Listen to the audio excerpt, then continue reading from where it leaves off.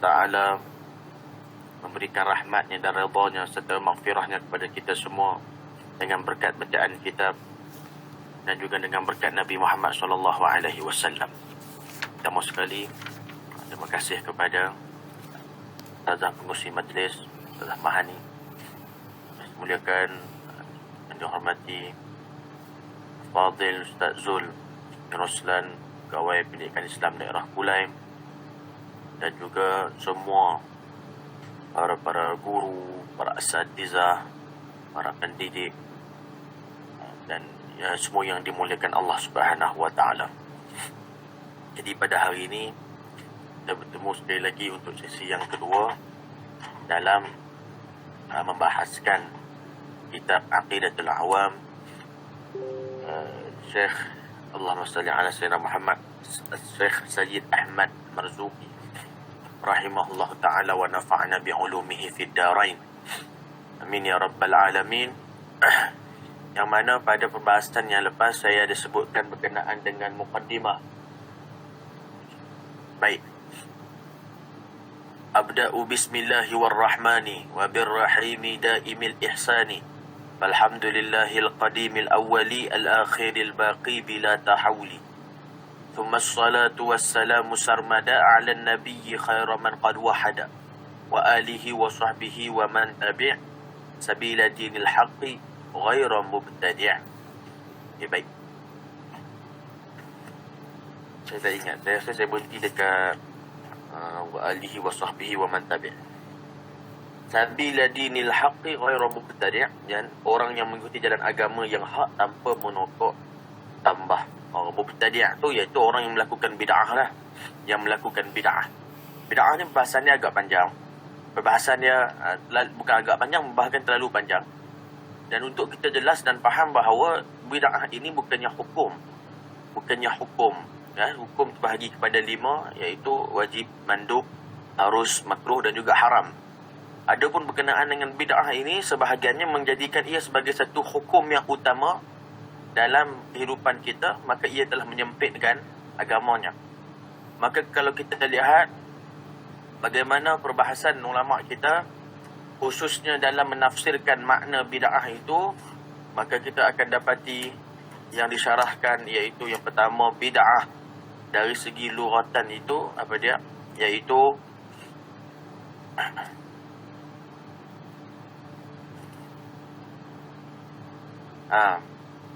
qala al-ulama al-bid'atu lughatan ma kana mukhtar'an ala ghairi mithalin sabiq. Iaitu bid'ah ini dari segi lughahnya, dari segi bahasanya, apa yang diadakan tanpa ada misal sebelumnya. Apa yang diadakan atau apa yang dibuat. Yakni apa yang makna sama sekali lah. Apa yang dibuat atau diadakan. Sesuatu yang diadakan tanpa ada misal ataupun tanpa ada contoh sebelumnya. Benda tu tak ada contoh, tak pernah orang buat. Maka itu bid'ah dari segi bahasa. Dari segi bahasa, ya, betul lah, bid'ah. Contoh dia macam orang buat bid'ah ni. Orang kata apa? Dia pergi ambil satu, orang kata ni contoh saja, contoh. Macam kain plekat. Kain plekat tu biasa orang pakai kat bawah. Tapi dia pergi buat apa? Dia pergi jahit kain plekat dia buat baju. Dia jadi baju, kain plekat. Kalau baju plekat tu memang ada dah ni. Tapi hak ni kain plekat betul. Kain plekat sungguh hak dia pakai tu. Hak cap gajah duduk tu. Dia pergi jahit buat baju. Jadi itu bid'ah dari segi bahasa. Pasal tak ada lagi orang buat sebelum tu. Tak ada contoh dari segi bahasa dia. Apa lagi bid'ah? Macam-macam lah. Benda-benda bid'ah ni benda yang terlalu banyak lah. Umum lah kalau kita nak bahas bid'ah dari segi bahasa. Adapun dari segi syarak, ma ahdatha ala khilafi amri syari'. Apa yang diadakan atau apa yang dibuat bukan setakat tiada contoh sebelumnya, tetapi juga khilafi amri syari', bahkan bertentangan dengan perintah syarak. Yang tu kena tambah. Jadi selagi mana dia tidak bertentangan dengan perintah syarak, maka dia boleh lah. Dia boleh. Sebab yang disebutkan kullu bid'atin dalalah dalam hadis Nabi SAW, iaitu setiap perkara yang bid'ah itu sesat merujuk kepada yang khilafu amri syari', yang bertentangan dengan hukum syarak. Adapun yang tidak bertentangan dengan hukum syarak, maka tidak ada masalah. Kerana kalau kita ambil kullu di situ, sebab ada orang tak mau terima, dia kata mana boleh kita kata yang khilaf amri syari' Ustaz. Sebab Uzabi kata kullu tu maksudnya semua. Tak kira lah apa pun, semua. Dia kata kalau bid'ah ni, lebih kata kullu bid'atin, semua bid'ah tu sesat. Memang semua bid'ah sesat. Semua bid'ah yang berlawanan dengan syarak tu sesat. Tapi dia tak mau, dia kata tak ada. Dia kata semua. Tak kira, semua. Sebab kita tanya balik, apa dia makna definisi bid'ah? Definisi bid'ah di sisi ahli-ahli yang orang kata macam ni lah, yang mereka ni, saudara-saudara kita ni, sebahagian daripada mereka menafsirkan bid'ah dengan makna bid'ah apa yang Nabi tak buat. Kacau lah. Berat lah. Kalau terjemah dengan bid'ah apa saja yang Nabi tak buat, itu menunjukkan bahawa qillatul ilm lah. Minta maaf cakap lah. Maksudnya kekurangan ilmu lah di situ. Kekurangan memahami. Atau bahasa lembut dia sikit, benar orang kata. Baik. Kalau sampaikan terjemah makna bid'ah itu dengan makna apa saja yang Nabi tak buat itu bid'ah, maka itu sangat teruk. Sebab dia ada satu kisah. Al-Imam ketika mana awal-awal dulu masjid ni kita ni tak ada mikrofon apa, tak ada mikrofon. Jadi di Masjidil Haram tu dulu tak ada mikrofon lah. Masa tu mana ada mikrofon lagi. Jadi imam baca kuat apa semua. Jadi bila mana mereka nak buat masuk mikrofon dalam Masjidil Haram di Makkah, masa tu ada ulama', ada seorang ulama' di Makkah tu, dia marah. Dia kata tak boleh. Kita memasukkan sesuatu yang tidak ada di zaman Nabi ni. Ini bid'ah. Ini perkara yang mungkar. Tak bagi letak mikrofon dalam masjid Nabi. Lalu ketika itu Al-Imam Syekh Mutawalli Sya'rawi rahimahullah ta'ala, yang berada di Mekah ketika itu, beliau seorang pensyarah di Mekah. Satu orang ulama besar lah, Syekh Mutawalli Sya'rawi, makruf. Syekh Mutawalli Sya'rawi kata, baik tak apa, Syekh Mutawalli Sya'rawi pergi jumpa dengan ulama'. Ulama' tu ada dalam masjid, tengah baca Quran. Dia tengah baca Quran. Ulama' tu dah lah, ulama' tu ni, dia tengah baca Quran. Syekh Mutawalli Sya'rawi pergi dekat dengan dia. Nampak lah, dia baca Quran sambil pakai spek mata. Spek mata, ada mata pun tak nampak dah. Syekh Mutawalli kata, adakah engkau yang mengharamkan ataupun yang tidak membenarkan memasang mikrofon dalam Masjidil Haram? Ya, betul. Sebab apa? Sebab bid'ah, tidak ada zaman Nabi. Ini semua sesat. Tak boleh pasang benda-benda ni semua. Lalu Syekh Mutawalli Sya'rawi kata, oh macam tu, baiklah. Okey, tak apalah. Cuma aku nak tanya sikit lah. Apa benda yang pakai dekat mata tu? Spek mata, dia kata. Tak boleh. Syekh Mutawalli kata, itu haram. Bid'ah. Sesat. Dia kata, tak. Dia kata, bid'ah. Spek mata ni cuma nak bagi jelas bacaan je. Cermin ni nak bagi bacaan tu, nak bagi tulisan tu jelas. Sebab tu aku pakai spek mata. Maka Syekh Mutawalli Sya'rawi kata, samalah mikrofon. Mikrofon pun tujuan dia nak bagi suara jelas. Okey, jadi boleh lah. Lepas tu masuk je lah mic tu. Nampak dia terlalu simple. Tak perlu berhujah dengan dalil banyak pun. Kena pakai logik akal je lepas ni. Kadang-kadang tu terlalu banyak nak berbahas benda-benda macam ni, benda-benda yang kecil. Tapi saya tak mau bahas pasal bid'ah tu, terlalu panjang lah. Bid'ah ni pula ulama' bahagikan pada 5 hukum. Ada bid'ah wajib, bid'ah sunat, bid'ah harus, bid'ah makruh, bid'ah haram. Itu banyak. Itu panjang sangat lah. Saya pun tak mau masuk bab tu. Kita akan teruskan pada yang penting kita ambil dulu dia punya. Sebab bid'ah ni biasanya macam dulu itu Ramli masa datang Johor dulu, dia buat satu daurah khas pasal bid'ah saja. Sebab nabak tu terlalu panjang lah perbahasan berkenaan bid'ah tu. Baik. Jadi itulah makna bid'ah. Kemudian wa ba'du fa'lam bi wujubil ma'rifah min wajibil lillahi 'ishri nasifah. Disebutkan sini, dan selanjutnya maka ketahuilah oleh kamu dengan kewajiban untuk mengetahui daripada perkara yang wajib bagi Allah itu 20 sifat. Itu dalam terjemahan dia lah. Baik. Sebelum tu wa ba'du apa nama ni? Kita sebut tadi wa ba'du tu iaitu perkataan yang digunakan dalam syarahan atau dalam tulisan, dalam percakapan bila mana kita selesai daripada memuji Allah, menyebut nama Allah, memuji Allah selepas selawat semua, biasa kita akan sebut wa ba'du ataupun amma ba'du. Gitu. Yang itu wa ba'du amma ba'du itu daripada sirah dah, dari segi penggunaan bahasa kita tu. Wa ba'du tu nak menunjukkan masuklah kita ke tajuknya. Sebab sebelum tu kita baca mukadimah aja. Alhamdulillah, macam kita bersembang lah, alhamdulillah wassalatu wassalamu ala rasulillah wa ala alihi wa man walah wa ba'du. Tuan-tuan yang dimulakan Allah Taala, macam tu. Jadi nak memisahkan antara mukadimah dengan isi dia ataupun pengisian dia.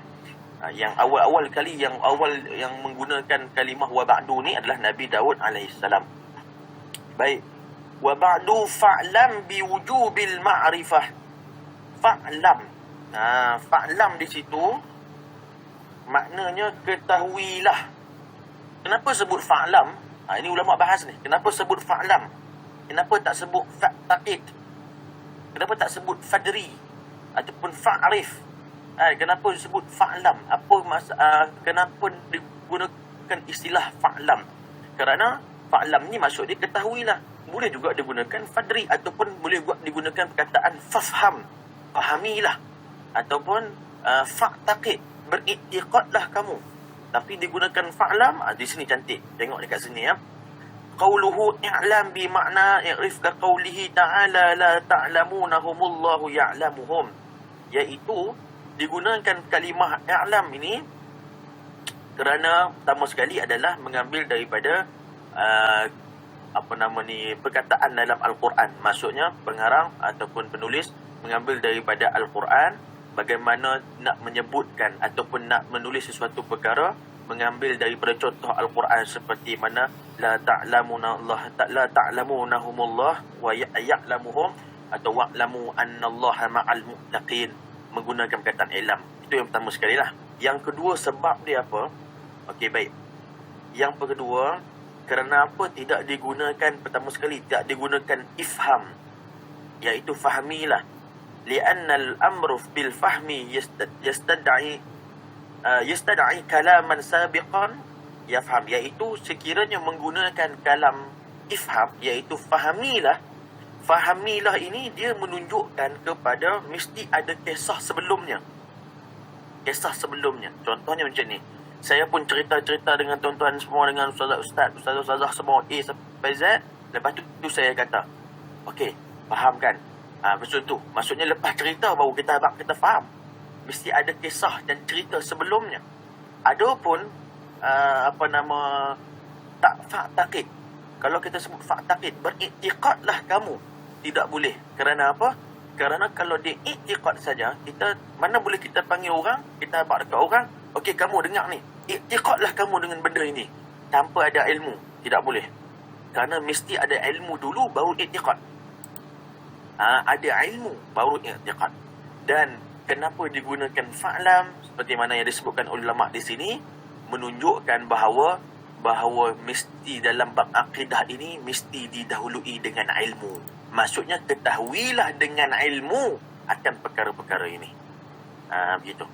Sebab tu dia pakai fa'lam. Maksudnya dengan ilmu. Ini dalam bab akidah. Fa'lam biwujubil ma'rifah. Fa'lam biwujubil ma'rifah. Ketahuilah biwujubil ma'rifah. Sini dia terjemah apa?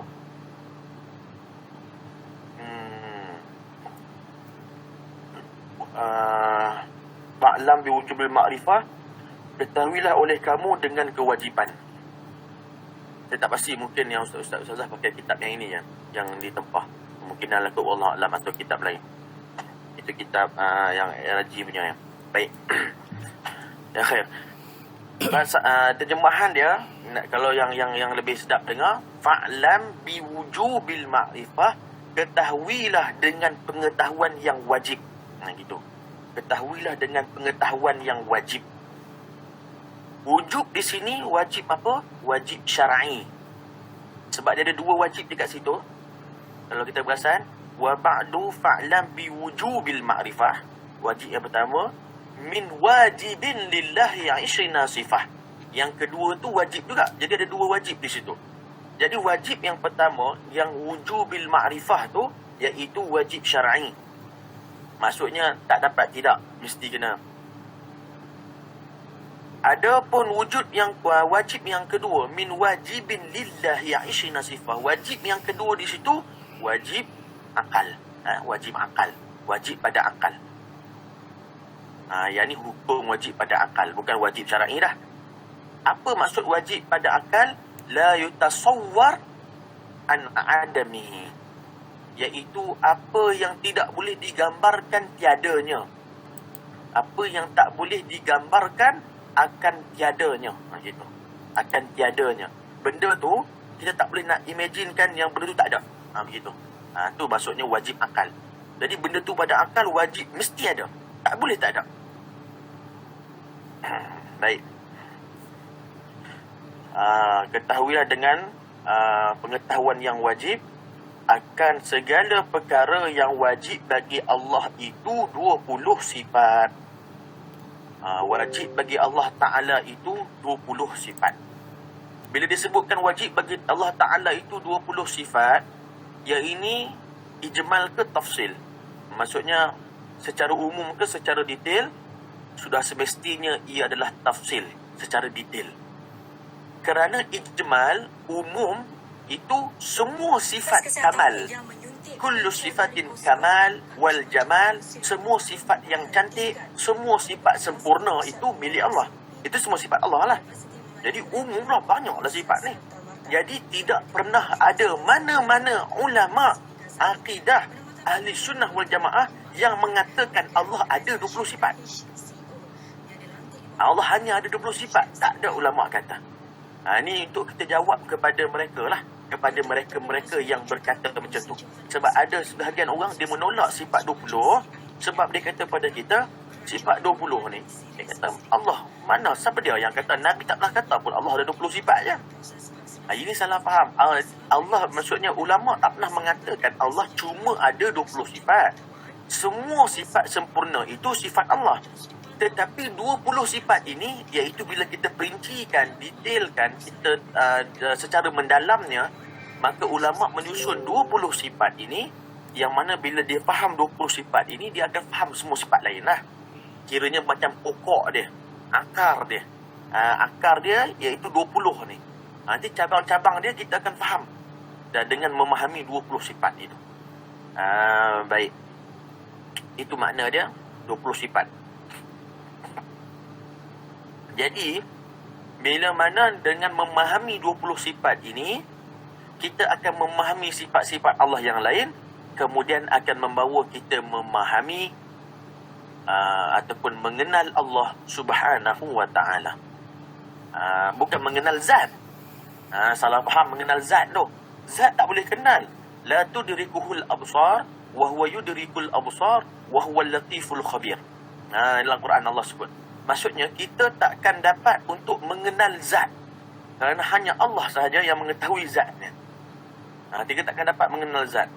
Tapi kita dapat mengenal Allah melalui mana? Melalui sifat-sifat Allah Subhanahu wa ta'ala. Baik. Kemudian Allahumma salli ala sayyidina Muhammad. Kemudian dekat sini disebutkan, kita masuk kepada sifat dia lah, sifat yang dibahaskan dekat sini. Fallahu mawjudun qadimun baqi mukhalifun lil khalqi bil itlaqi wa qa'imun ghani wa wahidun wa hayy qadir muridun alimun bi kulli syai sami'ul basiru wal mutakallimu lahu sifatun sab'atun tantazimu. Baik.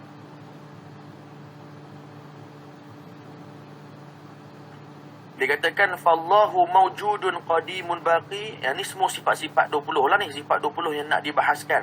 Sifat 20 itu kita bahagikan kepada 4, iaitu sifat nafsiyah yang pertamanya, dan keduanya sifat salbiyah, yang ketiga sifat ma'ani, dan yang keempat sifat ma'nawiyah.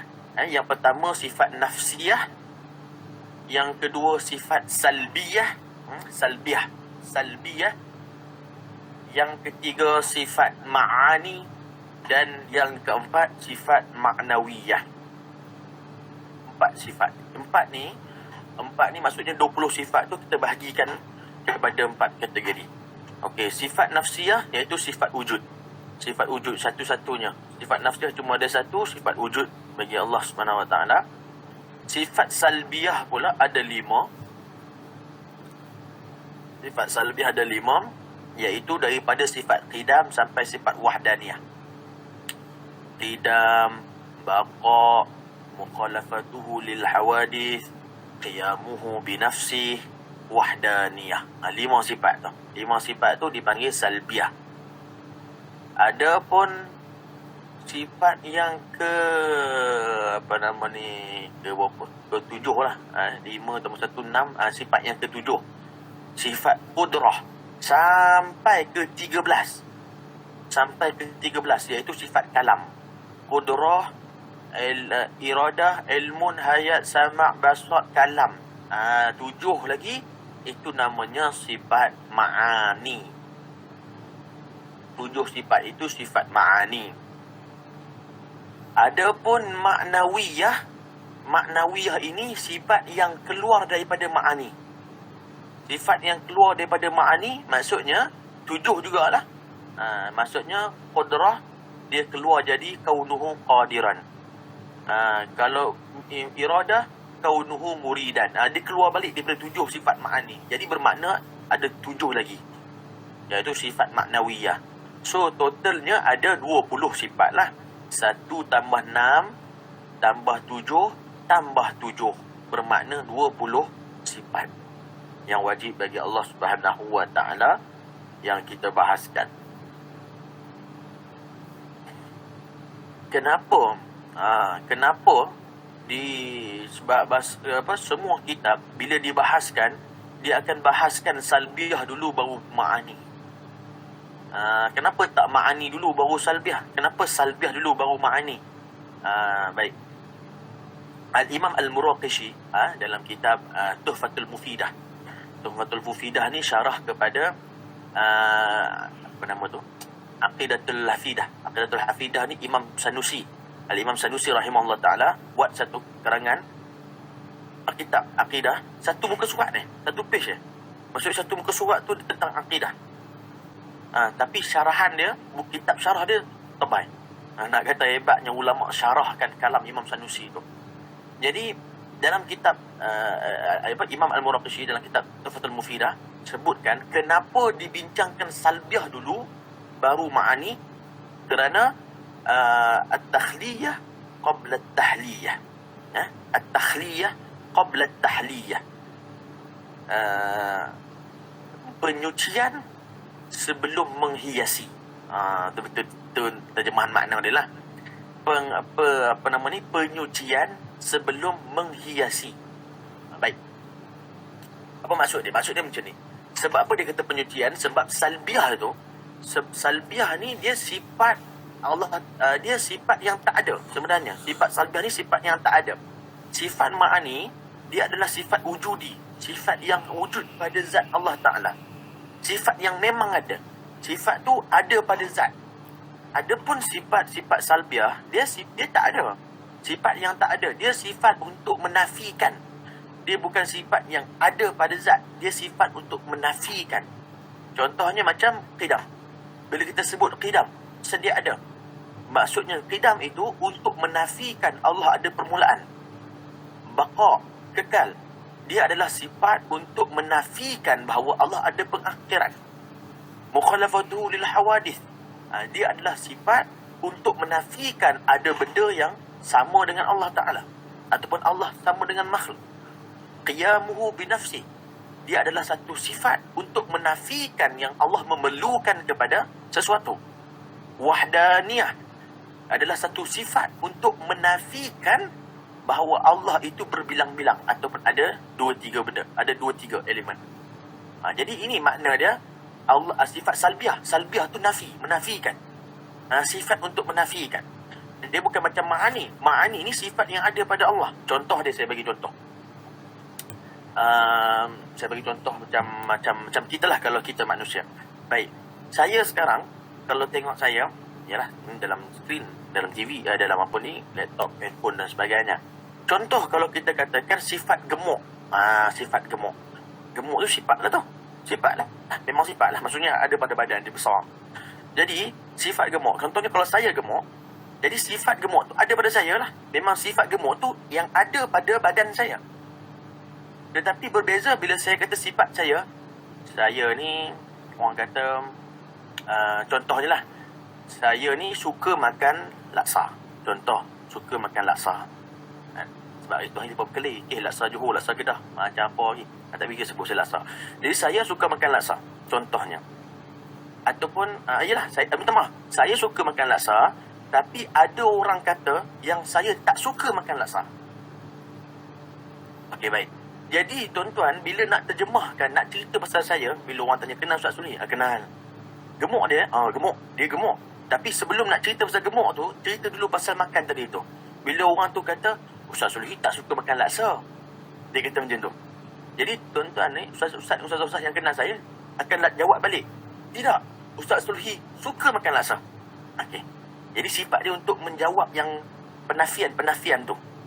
Tapi suka makan laksa dengan tak suka makan laksa, itu adakah itu sifat pada zat? Tak boleh nampak pun. Dia tak boleh nampak. Dia sifat yang orang kata sifat yang luar ni. Sifat yang nampak macam gemuk, hitam ke, putih ke, yang tu yang ada pada zat. Jadi ulama kata, Imam Al-Muraqishi kata, kita bahas takhliyah dulu, qabla tahliyah, iaitu penyucian. Kita sucikan dulu daripada negatif-negatif. Sucikan dulu kepala kita, hati kita tentang Allah daripada benda-benda yang tak sepatutnya. Menafikan. Barulah, Allah itu maha kudrah, maha kuasa.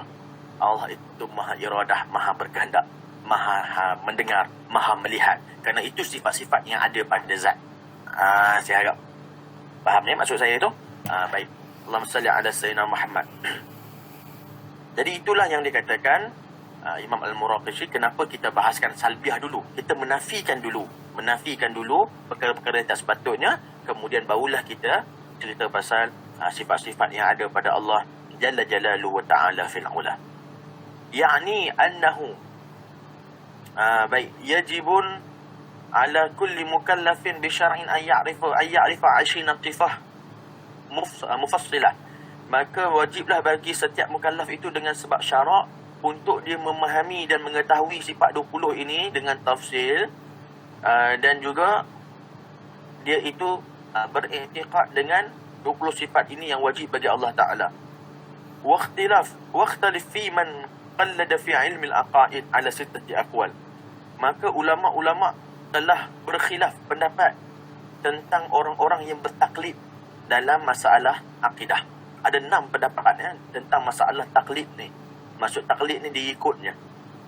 Yang pertama, al-iktifa bitaklid ma'al isyan.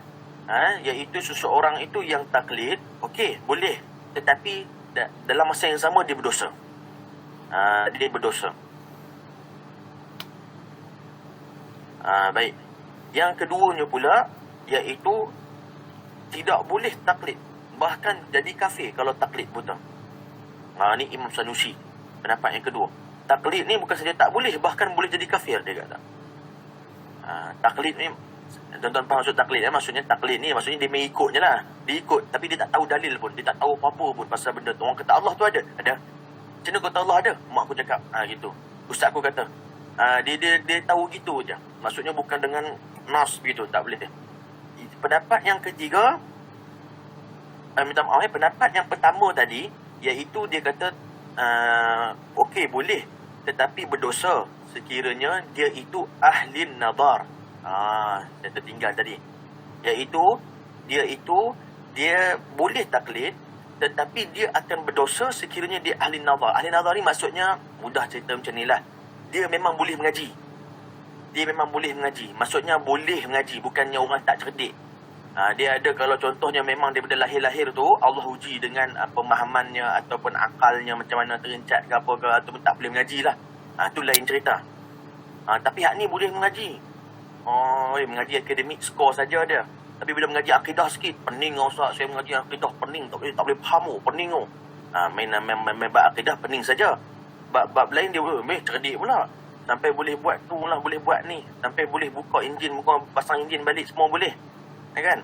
Sampai boleh kaji konspirasi lah. Hebat lah. Akidah tak mengaji. Ni dia tak boleh juga macam ni. Tenggelam datang konspirasi kaji. Habis Dajjal, Freemason, Illuminati semua korek habis. Sampai dia tahu lah. Sampai dia boleh lawan dengan Bill Gates lah. Kalau nak kata hebat ilmu dia tu. Tapi bila mengaji akidah, jam lah. Akidah saya cukup payah tak. Akidah ni pasti pening nak mengaji dia lah. Tak boleh kan. Pasal akidah ni wajib mengaji. Dia kena mengaji. Kok mana pun nak kena mengaji. Malaikat tak tanya nanti perancangan Freemason. Malaikat tanya pasal ni. Man rabbuka, man nabiyuka. Tu paling penting tau. Kan? Kadang-kadang orang kita sibuk mengaji ilmu pasal konspirasi ni. Fardhu ain tak lepas ni. Tak salah lah. Tapi orang kata kena stabil lah. Baik. Jadi itu yang pertama lah. Yang ketiga, yang kedua tadi tak boleh jadi kafir tu. Yang ketiga pula dia kata tak boleh minta maaf. Boleh tetapi berdosa secara total. Berdosa tu ni yang keempat pula, iaitu sah akidah mereka, imannya kalau diikut Al-Quran dan juga sunnah. Ikut Quran dan sunnah. Tetapi Imam Sanusi mengatakan mengikut Al-Quran dan sunnah bizawahir, iaitu secara zahir, mengambil hukum zahir, itu akan boleh membawa kepada kekufuran. Bahaya juga kalau dia ambil Quran dan sunnah secara zahir sahaja. Bahaya, sangat-sangat bahaya, boleh bawa kepada kekufuran. Wal'iyadzubillah. Baik. Kemudian yang seterusnya, al-iktifa bihi min ghairi isyan mutlaqan. Ada yang kata, yang pendapat yang kelima pula, kalau taklid ni boleh dan tidak berdosa. Yang ni yang ringan sikitlah. Dia boleh dan tidak berdosa. Tidak berdosa. Dan ada pun pendapat yang keenam, ai iman al-muqallid sahih wa yahrumu alaihi an-nazar. Yang keenam ni pula, dia ini taklid ni boleh, iaitu sahih, dan bahkan haram pula kepada dia untuk mencari dalil. Haram pula kepada dia untuk mencari dalil. Ini seperti mana pegangan ulama-ulama sufi. Kerana apa? Wa huwa mahmul 'ala al-makhlut bil falsafah. Kerana bimbang bila mereka mencari dalil pula tercampur dengan fahaman ahli falsafah. Tercampur dengan falsafah pula. Itu bahaya. Takut macam tu pula. Sebab tu dulu Imam cerita kisah Imam Fakhruddin Ar-Razi rahimahullah taala, ketika beliau ke Mesir, ini beliau sampai tu tempat, ada satu perempuan lalu tengok orang ramai sanjung kepada Imam Fakhruddin Ar-Razi. Lalu orang berkatalah, satu orang perempuan ni dia macam tak tahu sangat, dia buat biasa je. Orang perempuan ni tanya, siapa ni lelaki ni? Aku tak kenal dia. Inilah suatu orang lelaki, inilah Imam Fakhruddin Ar-Razi yang telah mengumpulkan 1000 dalil tentang Allah wujud. Takkan kau tak kenal? Hebat ni, ulama hebat ni. Dia dah kumpulkan 1000 dalil Allah wujud. Tahu apa perempuan tu kata? Perempuan tu kata apa? Perempuan tu kata, perlu dalil ke Allah wujud? Dia kata itu. Nak dalil lagi ke Allah wujud? Allah wujud ni, tengok bumi, langit semua ni dah cukup lah. Bukti Allah wujud. Nak cari dalil apa lagi ni kata? Ini tu beza dah. Tapi dua-dua betul lah. Dua-dua betul. Satu dari segi hakikatnya. Dari segi hakikatnya ulama nak dalil Allah wujud, nak dalil apa lagi? Nak dalil Quran apa lagi? Allah wujud ni, semua yang ada ni hang ada daripada mana? Semua ni semua dalil Allah wujud lah. Macam itulah makna dia. Contoh saja. Baik. Salli ala sayyidina Muhammad. Bahaya sikit kalau pakai bilah pisau potong ni. Kacil tu.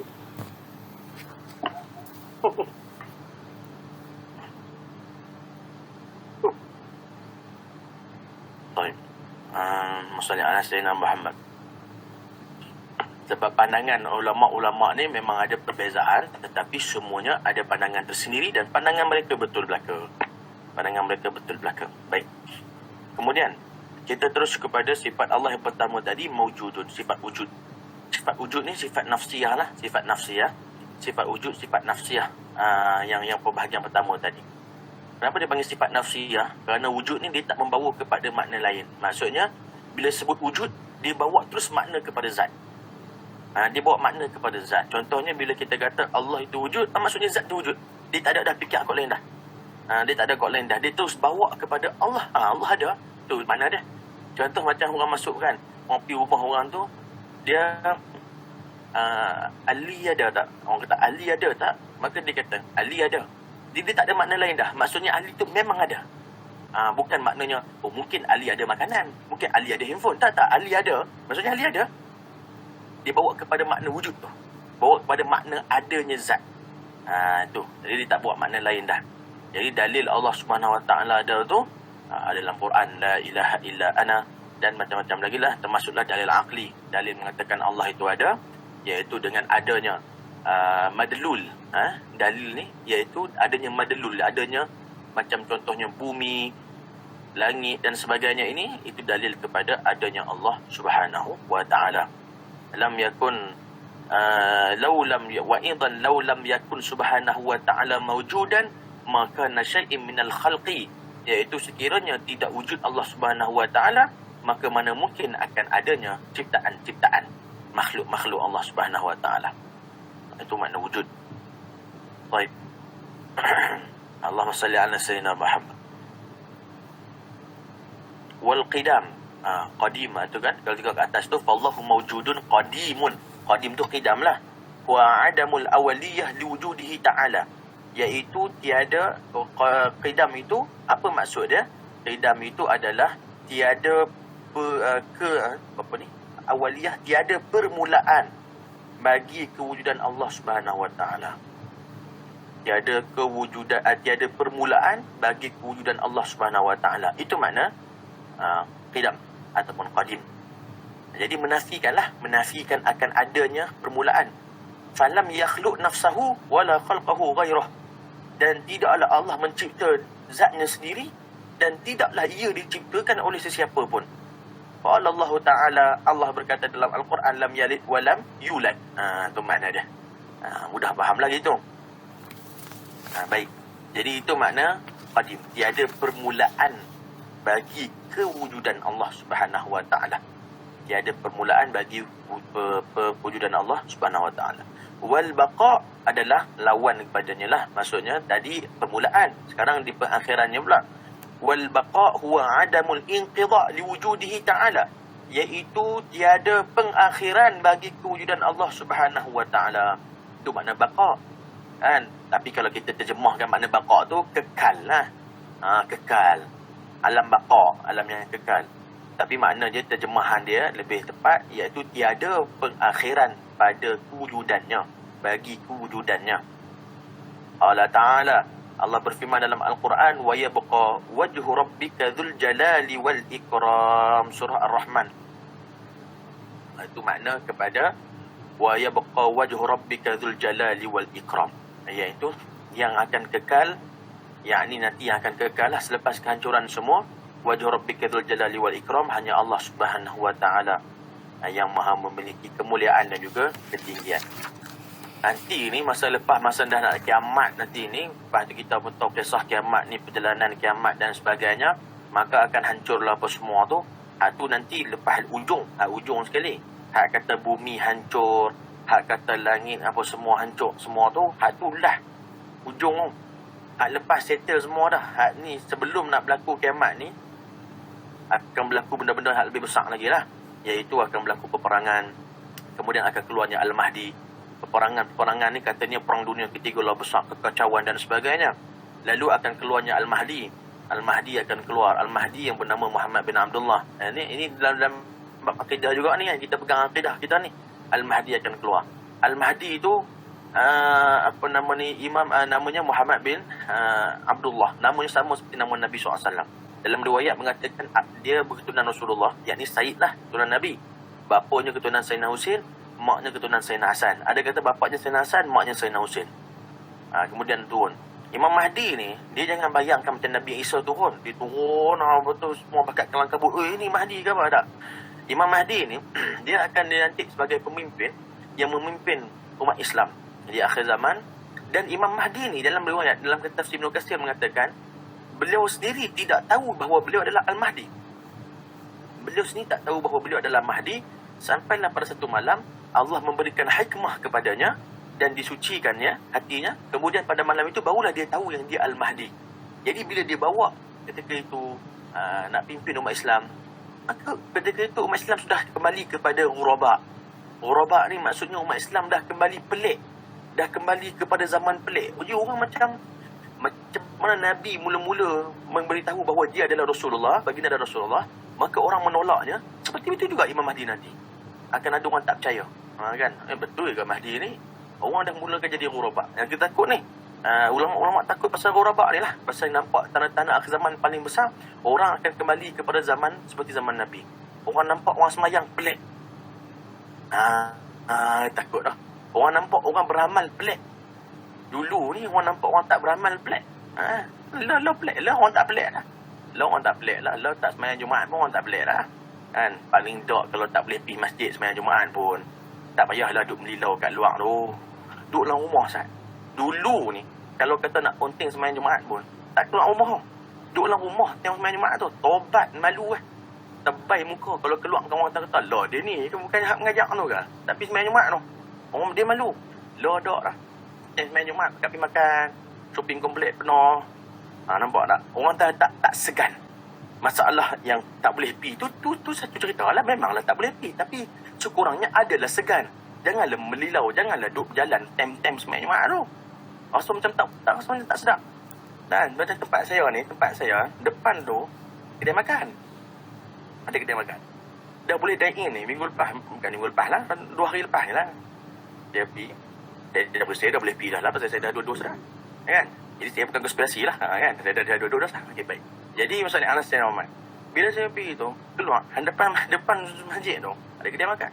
Penuh makan. Tengok ke terbang. Jadi kita rasa macam, la ilaha illallah ma'asyulullah. Tuan-tuan bayangkan kalau dia 2 dos, minta maaf, kalau dia boleh makan kat kedai tu, maksudnya apa? Maksudnya dia dah 2 dos. Mana boleh makan kat kedai tak 2 dos? Maksudnya dia boleh pergi masjid lah. Jadi dia memang saja tak mau pergi. Bukan sebab tak boleh pergi. Waktu yang kita kata, orang dah mula rasa terbiasa. Dia dah rasa macam tak ada apa kan, tak segan lah. Yang tu bahaya. Tanda-tanda akhir zaman kita lah. Baik, maaf saya Ahmad. Jadi kemudian Al-Mahdi keluar. Lepas Al-Mahdi keluar, lepas tu pula Dajjal mai. Lepas Dajjal mai, barulah Nabi Isa turun. Nabi Isa bunuh Dajjal. Settle dah ke? Belum settle lagi. Dajjal dah mampu hebirah. Mai pula Ya'juj Ma'juj. Ya'juj Ma'juj pula. Lepas tu Allah matikan Ya'juj Ma'juj. Lepas semua hiduplah secara aman 40 tahun. Orang duk kata kan, ramai orang duk bahas 40 tahun lepas tu hidup dengan Nabi Isa, dengan Al-Mahdi semua tu. Bagus ya, kata 40 tahun tu kira habis dah ni, mati habis dah. Dajjal dengan pengikut dah mati habis dah. Kira tinggal orang beriman semua lah. Tapi jangan lupa, Allah takkan hancurkan bumi sampai selagi mana tak ada orang menyebut nama Allah dah lepas. Bermakna 40 tahun baki tu, mereka ni yang beriman tadi tu, yang jadi pengikut Nabi Isa semua tu, akan kembali balik buat benda-benda tak baik. Patah balik pula dah. Sampailah Allah angkat dan matikan orang-orang beriman. Tinggallah orang yang tak bersyukur ni, barulah akan ditiup sangkakala. Bila tiup sangkakala pertama, maka hancurlah. Maksudnya mati habis semua manusia. Satu je ada. Siapa yang tak mati masa tu? Bila ditiup sangkakala, yang tak mati malaikat Israfil. Kalau dia mati sekali, siapa nak tiup? Jadi dia tahan saat lah. Lepas tu Allah Ta'ala yang bagi dia, yang matikan dia. Betul, Allah Ta'ala bangkitkan dia semula untuk tiup kali kedua. Yang tiup kali kedua dia. Baik. Allahumma salli ala sayyidina Muhammad. Itu yang bila tiup kali kedua tu, yang ya wailana man ba'athana min marqadina hadza ma wa'ada ar-rahman wa sadaqal mursalun tu. Celakanya siapa yang membangkitkan kami daripada tempat tidur kami. Sebab antara nafqatul ula sampai nafqatul tsaniyah, tiupan pertama dengan tiupan kedua 40 tahun. Tiupan pertama dengan kedua tu 40 tahun. Jadi bila tiupan pertama mati semua, sepanjang 40 tahun tu la yu'adzabun. Mereka tidak akan diazab. Tidak ada soal kubur, tidak ada diazab. Mereka tidur. Maksudnya mereka semua berehat dia 40 tahun. Manusia semua berehat dia 40 tahun tu. Lepas 40 tahun ditiupkan sangkakala, bangun kali kedua, itu yang orang kafir mula cemas. Pasal apa bangun pula ni? Kita tengah tidur elok ya. Tiba-tiba bangun balik. Hadza ma wa'ada ar-rahman wa sadaqal mursalun. Inilah apa yang telah dijanjikan oleh Allah. Maka benarlah apa yang dikatakan oleh Rasul-Rasul terdahulu. Semua dimanjatkan semula. Baik. Kemudian Allahumma salli ala sayyidina Muhammad. Kemudian mukhalifun lil khalqi bil itlaqi. Maka berbezanya Allah Ta'ala itu dengan makhluk secara itlaq. Secara mutlak lah, secara mutlak. Maksud mukhalafatuhu lil hawadith, iaitu adamu mumathilati syai'un minal hawadithi lahu subhanahu wa ta'ala, iaitu berbezanya Allah Subhanahu wa ta'ala dengan segala hawadith, iaitu segala makhluk-makhluknya. Falaysa lahman, Allah itu tidaklah berdaging, wala azaman, atau bertulang, wala tawilan, wala qasiran, wala mutawassitan, tidaklah juga panjang ataupun pendek atau pertengahan, tak ada. Fahuwa ta'ala zatun, maka Allah Subhanahu wa ta'ala itu adalah satu zat. Okey, satu zat.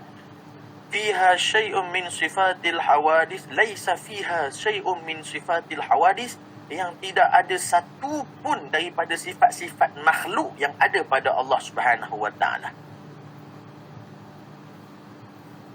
Wa kullu ma qatira bibalik min sifatil hawadis, setiap daripada sifat-sifat manusia, sifat-sifat makhluk yang kita terbayang dalam kepala kita tentang Allah, anna fillah syai'an min dhalik wa laysa lahu makan, iaitu tidak akan kita mampu terfikir yang sifat-sifat makhluk itu akan ada pada Allah Ta'ala. Tidak akan. Okey, contoh dia macam ni. Contoh sifat Allah, sifat manusia. Macam tadi disebutkan bertulang, berdaging apa semua. Okey, macam bila seseorang itu membayangkan, terfikirkan Allah itu seperti satu makhluk, yakni seperti ada kepala, badan, tangan, kaki, seperti yang didakwa oleh sebahagian pihak yang mengatakan Allah ada tangan, Allah ada kaki, Allah ada kepala dan sebagainya. Maka bila dibayang begitu, sebenarnya benda itu akan berlawanan dengan banyak benda. Banyak benda akan orang kata akan menentangnya. Seperti contoh, bila kita mengatakan Allah Ta'ala, ini contoh ya, Allah Ta'ala itu duduk di langit ataupun stay di langit, maksudnya tinggal di langit. Okey, itu pandangan daripada satu sebilangan kelompok yang kata tak betul lah. Dia kata Allah duduk di langit. Benda tu bila kita boleh against dia, kita boleh lawannya. Sebab apa benda tu akal boleh lawan? Sebab kita akan terfikir satu perkara, tuan-tuan yang dimuliakan Allah, ustaz-ustaz, ustazah-ustazah, iaitu Allah yang menciptakan langit. Itu yang pertama. Maka bila Allah mencipta langit, yang mana dulu? Allah dulu atau langit dulu? Yang ada. Semestinya Allah dulu. Jadi kalau Allah dulu, Allah cipta langit dan dia duduk di langit, persoalannya di mana dia duduk sebelum ada langit? Nah, ini itu jadi benda yang jadi menentang. Maksudnya akal tak boleh terima. Dia kata Allah duduk kat langit. Habis sebelum langit ada Allah duduk mana? Lepas tu dia jawab, duduk mana-mana tak apa. Macam tu pula. Duduk mana-mana. Maksudnya dia, Allah tidak. Maksudnya mana itu menunjuk kepada tempat. Tempat pun dicipta oleh Allah Subhanahu Wa Ta'ala. Jadi mana mungkin Allah duduk di tempat yang Allah duduk di satu tempat yang tempat Allah sendiri yang buat. Tak. Maka Allah itu tidak bertempat. Jadi benda tu saya kata tadi, akal tak boleh menerima, tak boleh yang menggambarkan, tak boleh memikirkan akan perkara-perkara yang ada pada makhluk. Itu adalah sifat Allah. Wala'iyadzubillah. Kemudian walam yakun lahu kufuwan ahad. Dan juga dalil lain, laisa kamislihi syai' wa huwas sami'ul basir. Qauluhu bil itlaq, adapun perkataan itlaq secara mutlak. Baik. Annahu ta'ala, maknanya apa? Mukhalifun lil khalqi fi jami'il wujuh, iaitu itlaq ni secara mutlak maksudnya Allah itu berbeza dengan makhluk daripada setiap sudut.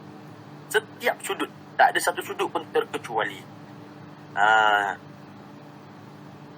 Baik. Cukuplah dekat tu. Okey, baik. Wal qiyamun bin nafsih. Ya, kemudian dia kata kat situ wa qaimun. Wa qaimun tu, wa qaimun ghani, iaitu maksudnya qiyamuhu bin nafsih itulah, berdiri Allah Ta'ala dengan sendirinya. Istighna an dhat yagumu biha ka qiyamil ardi bisairiz zawat wastighna anil mawjud. Anil mujid, minta maaf. Iaitu Allah Ta'ala itu istighna. Istighna ni maksudnya kaya. Tapi terjemahan dia untuk mudah faham lagi, tidak memerlukan. Tidak memerlukan. Iaitu istighna ni, bila contoh kita sebut kaya, kaya ni maksudnya dia tak memerlukan pada apa-apa bantuan lah. Jadi maksudnya Allah itu tidak memerlukan kepada zat, kepada zat yaqumu biha. Allah tidak memerlukan kepada bantuan zat untuk maksudnya Sayyidina Muhammad, zat yang lain untuk Allah itu melakukan sesuatu perkara. Mudah lagi faham, tak memerlukan bantuan lah. Senang gitu. Tidak memerlukan bantuan, tidak memerlukan sesuatu untuk membantu dan sebagainya.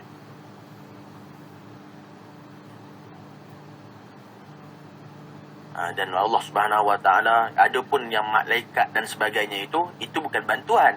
Itu menunjukkan kepada kebesaran dan kekuasaan Allah Subhanahu Wa Taala. Beza. Contoh macam tuan-tuan lah, kalau tuan jadi bos ke apa kan, contohlah jadi bos kat satu tempat kerja. Minta tolong kepada pekerja, tolong ambilkan saya kertas tu. Tolong ambilkan saya kertas tu. Itu bukan maksudnya bila suruh ambil tu kita tak mampu. Kita boleh bangun sendiri ambil.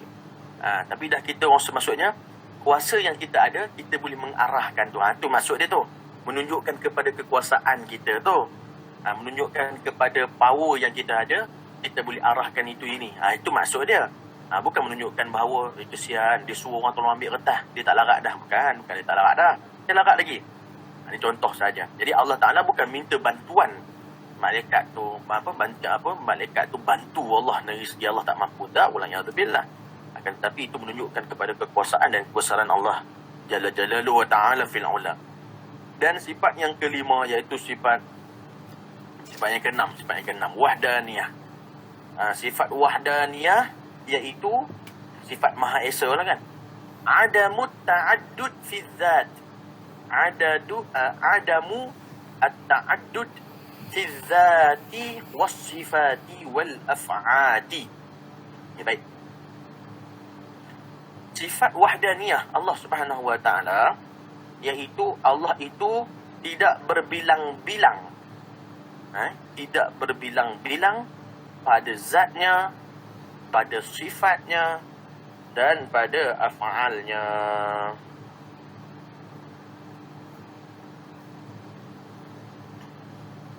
Allah Subhanahu Wa Ta'ala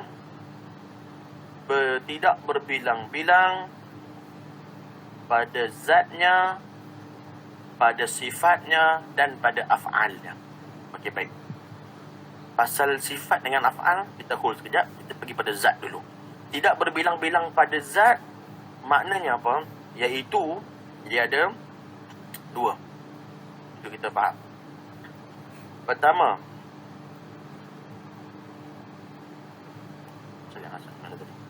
baik.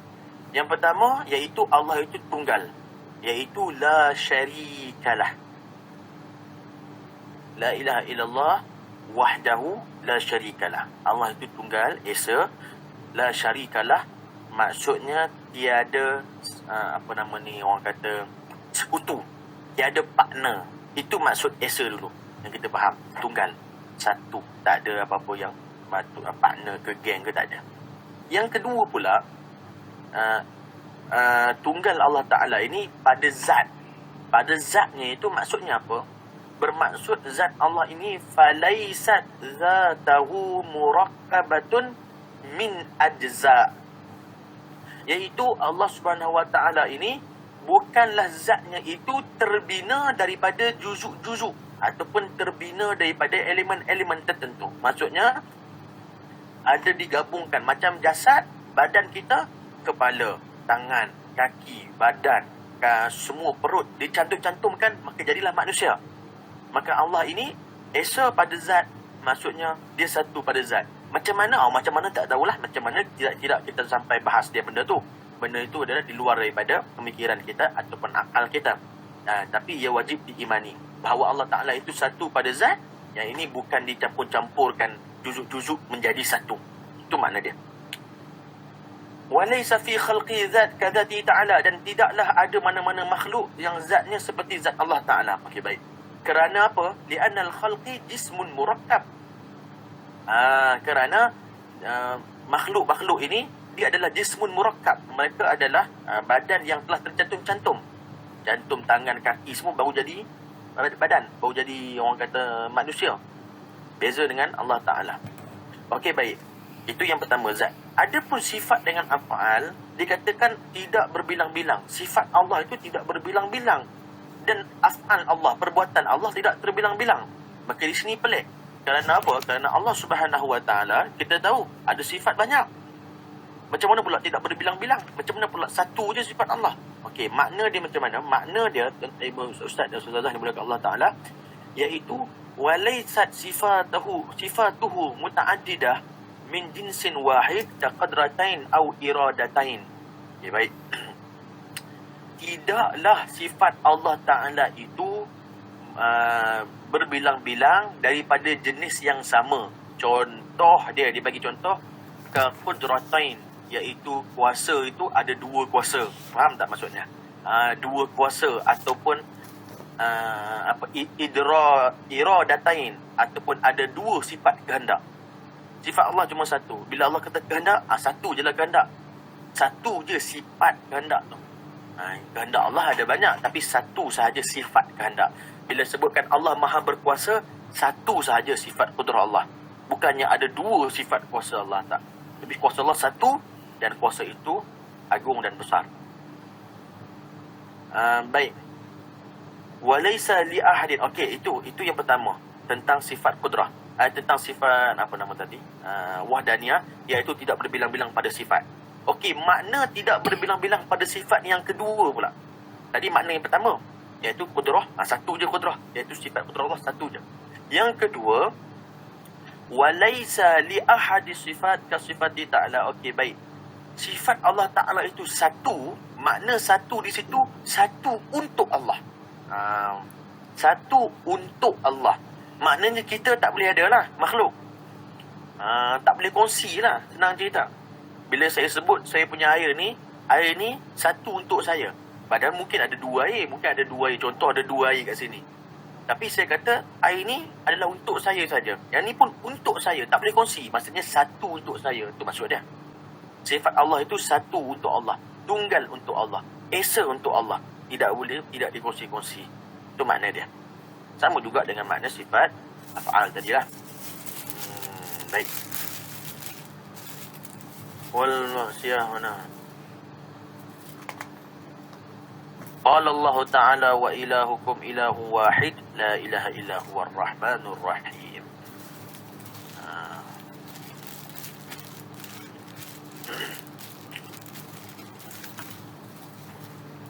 Allah tadi ayat dia, qadir muridun alim wa wahidun wahai. Okey, baik. Baik.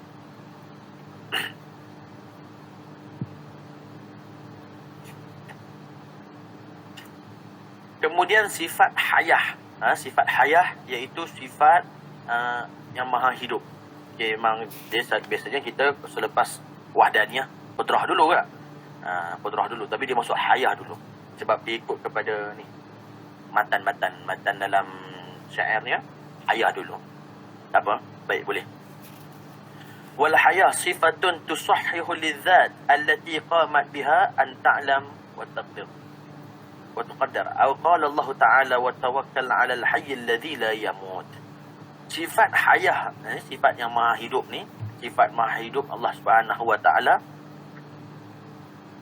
sifat yang mana tusahih, iaitu mengesahkan, allati qamat biha, yang mana dengan adanya sifat ini an ta'lam wa taqdar, iaitu Allah itu mengetahui dan juga menetapkan sesuatu perkara.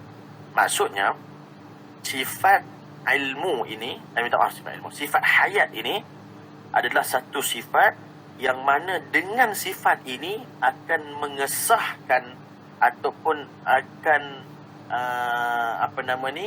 Sallallahu alaihi wasallam Muhammad, yang mana dengan sifat ini bila ada pada zat, maka mengesahkan bahawa zat itu boleh mengetahui dan boleh memimpin, boleh menetapkan. Begitu makna dia, mudah faham. Contohnya macam saya, kalau ada kata saya ni, saya boleh bercakap. Contohnya, saya boleh bercakap kerana saya hidup. Begitu, tu mudah faham dia lah. Nak senang kita balikkan ayat tu. Kerana hidup itu ada pada saya, maka itu yang membolehkan saya bercakap, saya makan, saya minum. Itu maksud dia. Iaitu sifat hidup ini adalah satu sifat yang mana sifat ini mengesahkan bahawa zat Allah Ta'ala itu boleh mengetahui, boleh menetapkan, kerana Allah hidup. Mustahil Allah mati. Kerana orang kata, macam mana kita tahu Allah itu hidup? Kerana Allah itu mengetahui dan Allah boleh menetapkan, Allah mentakdirkan itu ini. Itu bukti pada Allah hidup. Itu maksud sifat hidup. Walaupun sebenarnya kalau kita ambil secara umum saja, makna hidup tu kita faham dah lah. Cuma di sini apa yang ulama ambil, kita ambil berkat, kita syarahkan sikit.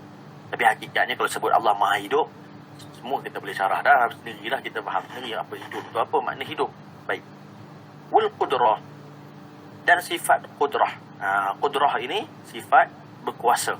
Ini sifat ma'ani ni. Sifat ma'ani lah. Daripada hayah tadi tu. Hayah tu dah masuk sifat ma'ani dah ya. Sifat salbiah habis dekat wadaniyah. Sekarang kita tengah bahas sifat ma'ani. Sifat ma'ani ni, kalau kita bahas dalam ilmu akidah, di sisi ahli sunnah jamaah lah, bukan fahaman lain lah. Dia ada sikit perbahasan berbeza bila mana ada dalam bab tarik pada'eh. Tarik pada'eh. Biasa dengar tarik pada'eh kan? Masa tarik pada'eh ni, dia beza dia dekat sini je. Pada'eh tambahkan pada semua sifat ma'ani dengan huruf pa. Dia tambahkan huruf pa. Pada'eh ni satu orang ulama tauhid, ulama akidah yang besar, yang hebat. Pada'eh Mekah, duduk kat Mekah sana. Meninggal dah lah. Satu orang alim yang mengerang kitab Baqarah Amani. Satu orang alim. Tapi jadi isu sikit lah. Dia sesama ustaz-ustaz kita ada yang tak mau terima masalah tambah pa tu, tambah huruf pa. Pa ni tambah dia macam mana? Jadi kalau kita qudrah maknanya kuasa. Ada yang terjemah berkuasa. Tapi pada letak pa di depan. Jadi dia jadi apa? Berkuasa. Berkuasa. Kenapa nak tambah pa depan? Kerana pada letakkan berkuasa, nak bagi tahu bahawa sifat itu sifat yang ada pada zat. Sifat yang wujud pada zat. Dia beza. Macam apa nama ni? Apa nama? Memukul beza. Pemukul beza. Macam tu, faham tak saya? Maksudnya memukul itu adalah perbuatan. Mungkin dia bukan, tapi pemukul. Dia memang pemukul. Kerana dalam dia ada, pada diri dia ada sifat pukul. Jadi dia adalah pemukul, begitu. Itu maksud dia. Tapi bukanlah maknanya orang yang menterjemahkan dengan makna berkuasa itu salah. Kerana selepas daripada diterjemahkan berkuasa, ulama-ulama lain yang terjemahkan dengan berkuasa, selepasnya dia akan syarahkan balik. Dia akan terang balik. Sebenarnya berkuasa ini, kuasa ini telah wujud pada zat. Memang ada pada zat. Macam saya sebut tadi, gemuk kan? Gemuk tu memang ada pada diri saya. Jadi telah ada pada zat. Itu makna dia. Cumanya pada dia terus direct. Berkuasa, berdengar, berlihat, berkata. Gitu. Dia terjemah terus makna dia. Dia terus kepada berkuasa. Bezalah. Baik, maksudnya Anas Sayyidina Muhammad. Bila kita sebut tentang sifat qudrah, ni sifat ma'ani juga, sifat qudrah. Sifatun tusahhihu lidzat an taf'al wa tatruk. Sifat kuasa, sebenarnya kuasa dah boleh faham, iaitu kuasa lah, kuasa.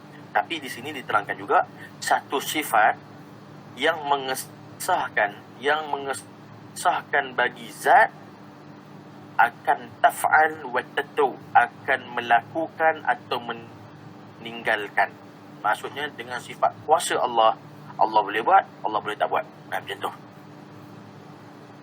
Allah boleh terus buat, Allah boleh tinggalkan. Itu semua kuasa Allah Ta'ala. Maksud dalam kuasa Allah lah. Mudah Muhammad.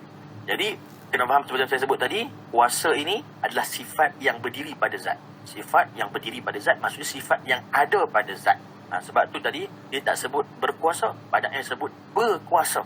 Berkuasa sebab sifat tu memang ada pada zat. Itu mudahnya. Baik. Itu tadi makna dia kuasa, iaitu sifat yang mengesahkan bagi zat, iaitu zat boleh buat dan boleh tak buat. Itu semua kerana kuasa. Begitu. Adapun sifat iradah, Sifat iradah ni sifat berkehendak. Sifat berkehendak. Qadir muridun.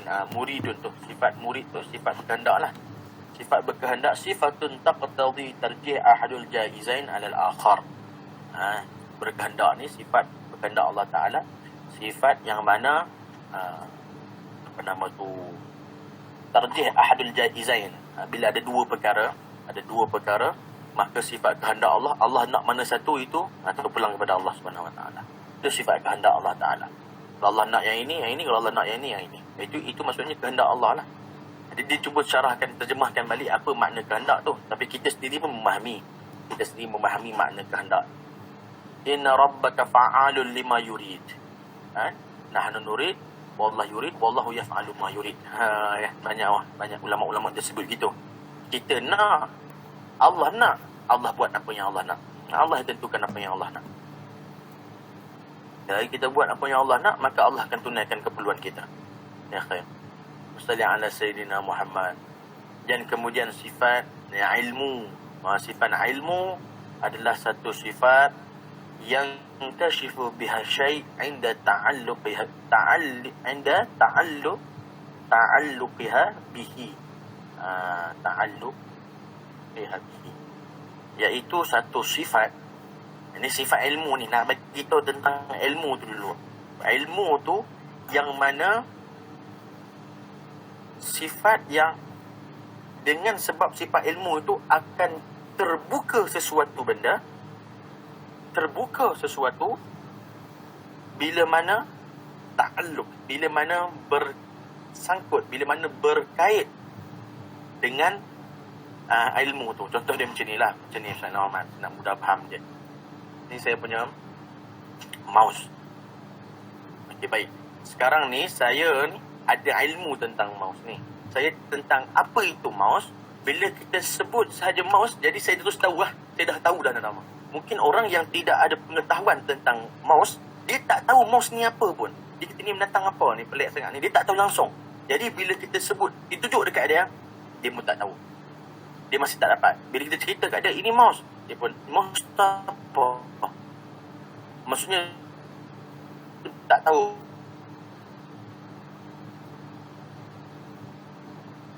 Maksudnya belum terbuka kerana dia tidak tahu tentang mouse. Tetapi bila seseorang tu dah tahu tentang mouse, maksudnya akan terbuka segala-galanya tentang mouse tu. Jadi mudahnya kita nak bagi tahu dengan sifat ilmu, bila sifat ilmu itu akan membuka segala sesuatu bila mana Allah dikaitkan dengan sifat tersebut. Setiap perkara itu akan terbuka bila dikaitkan dengan ilmu.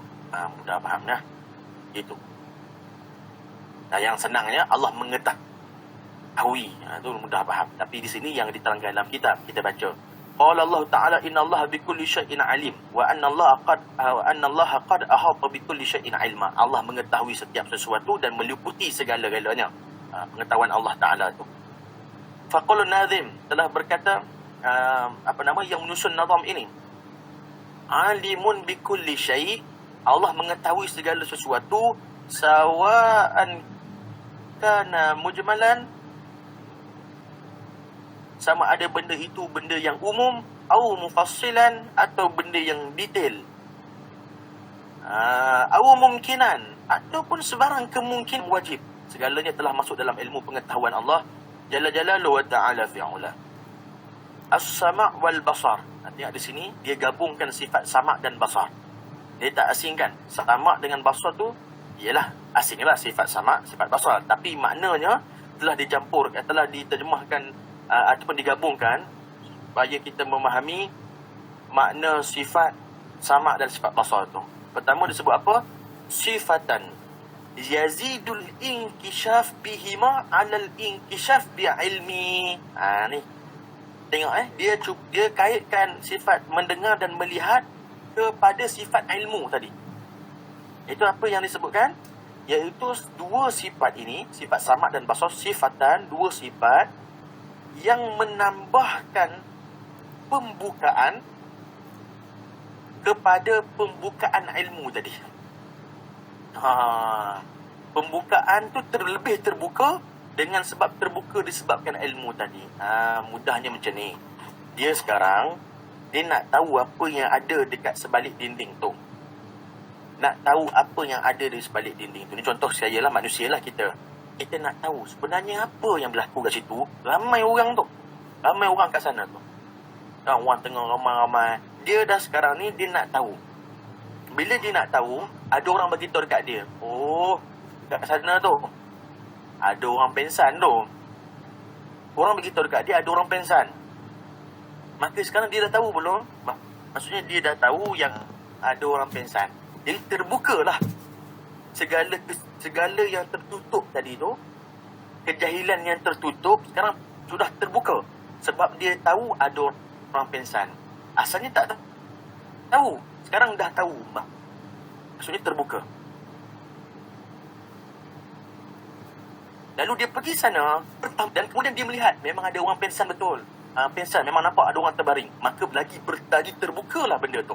Itu yang dikatakan. Mendengar dan melihat menambahkan kepada pengetahuan sebenarnya. Dia menambahkan lagi kepada pengetahuan. Hari ni tak. Orang nampak saja. Nampak. Belum dengar. Dia dah kira dia tahu dah. Itu yang bahaya. Bahaya. Sangat-sangat bahaya. Seperti contoh satu orang melihat satu orang ibarat yang dibuat dalam kitab tasawuf. Satu kisah, dia nampak satu orang lelaki keluar daripada rumah perempuan.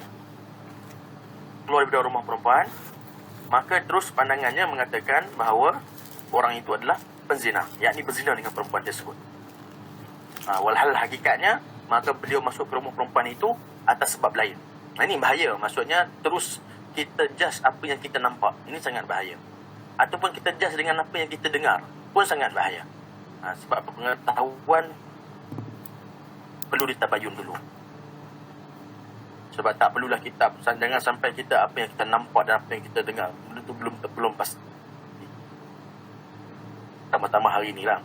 Tambah kita hari ni. Takut sangat hari ni. Hari ni semua benda yang orang share, orang sebarkan, dia terus ambil bulat-bulat. Jalan dia adalah tawakuf. Tambah-tambah macam isu-isu semasa. Dan cara macam mana? Apa maksud tawakuf?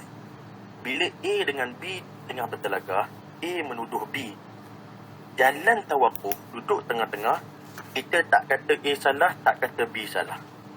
Tak kata A tak salah, tak kata B tak salah. Itu tawakuf. Tapi ada orang dia terbalik. Dia tawakuf macam ni. Saya tawakuf, Ustaz. Saya tak mau terlibat dengan fitnah ni. Ni semua fitnah tu. Kesian dia tu fitnah. Saya tawakuf, saya duduk tengah-tengah. Itu bila bukan nama tawakuf. Itu kita memihak kepada sebelah. Bila kita menuduh, contohnya saya kata macam ni lah. A tuduh B. Saya kata, kesian B kena fitnah.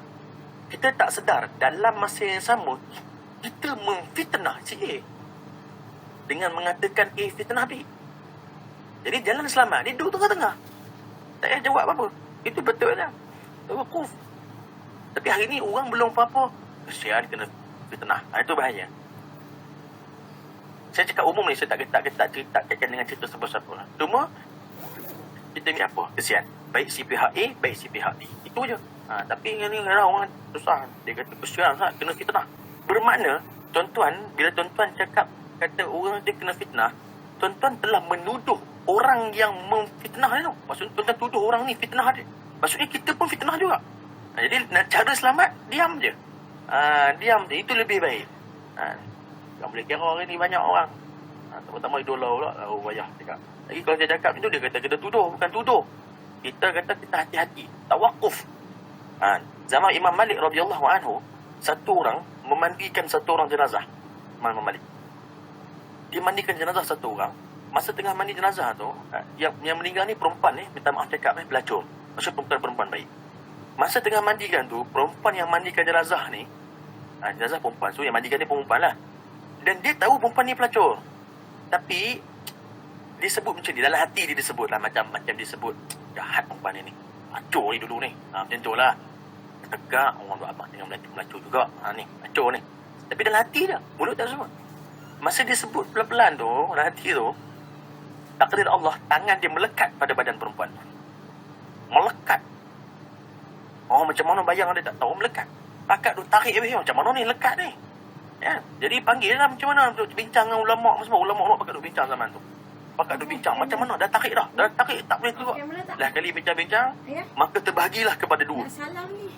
Kepada dua keputusan. Ulama duduk bahagi pada dua. Ulama yang pertama kata apa? Kita kena potong tangan yang mandi nazah tu. Sebab tak boleh buat dah, tak ada cara lain dah. Potong tangan dia, kemudian kita bumi kita nazah tu. Had yang si pemandi jenazah tu pecah beluh lah, ketak darah tak sangka lah, tangan nak kena kerat kan. Habislah aku tangan kena kerat. Kata berat. Tanya pula pendapat kedua. Pendapat yang kedua pula kata apa? Kena tanam jenazah tu dengan hak mandi jenazah kali. Tanam sekali. Boleh lagi buat. Jadi macam mana nak buat ni? Lah kali tanya dengan Imam Malik.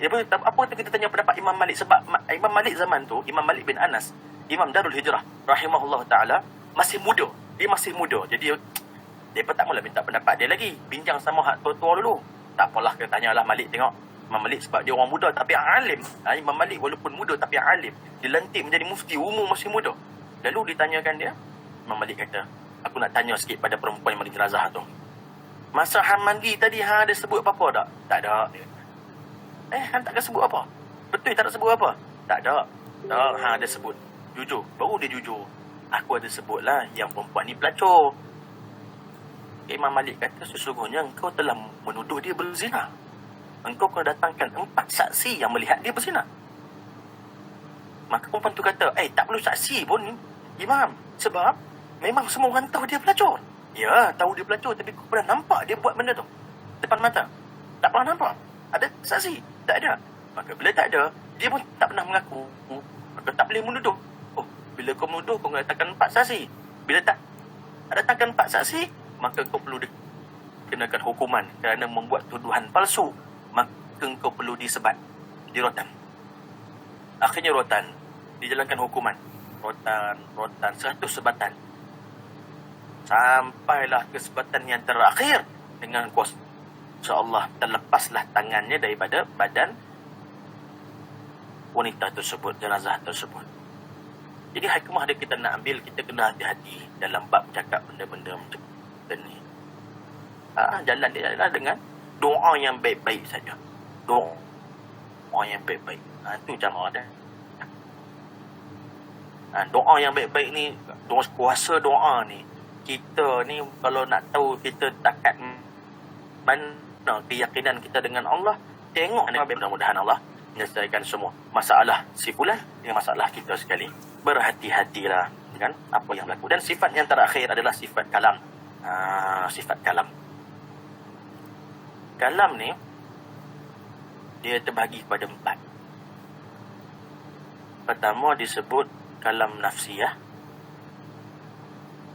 Kedua disebut kalam kalam nafsiyah, kalam Allahumma salli ala sayyidina Muhammad. Sekejap ya.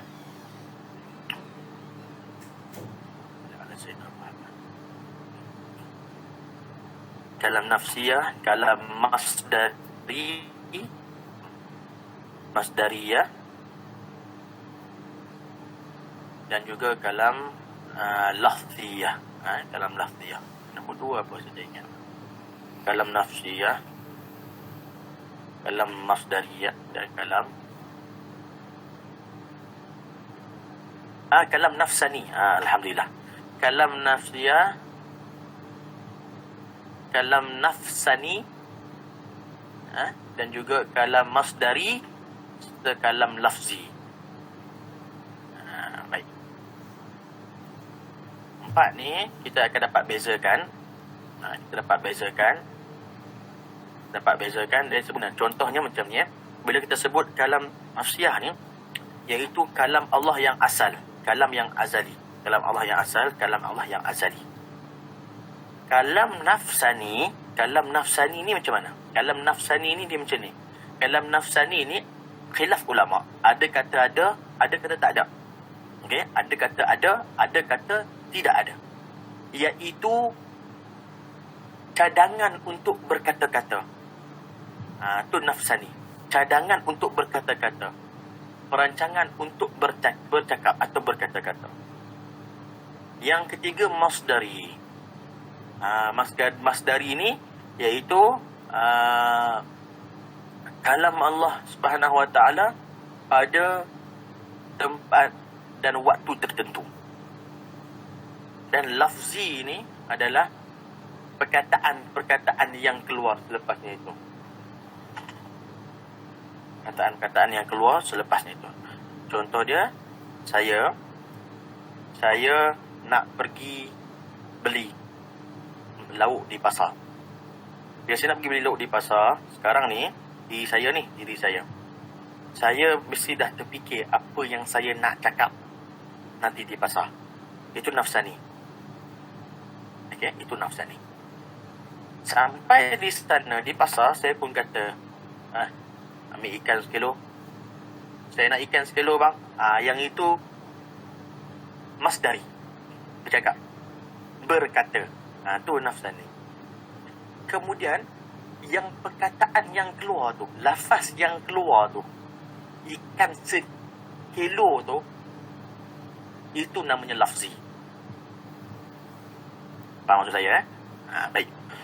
Jadi, bila kita sebut kalam macam ni, kita akan nampak Al-Quran itu adalah makhluk ataupun qadim. Qadim atau makhluk yang jadi perbahasan. Ini dia. Saya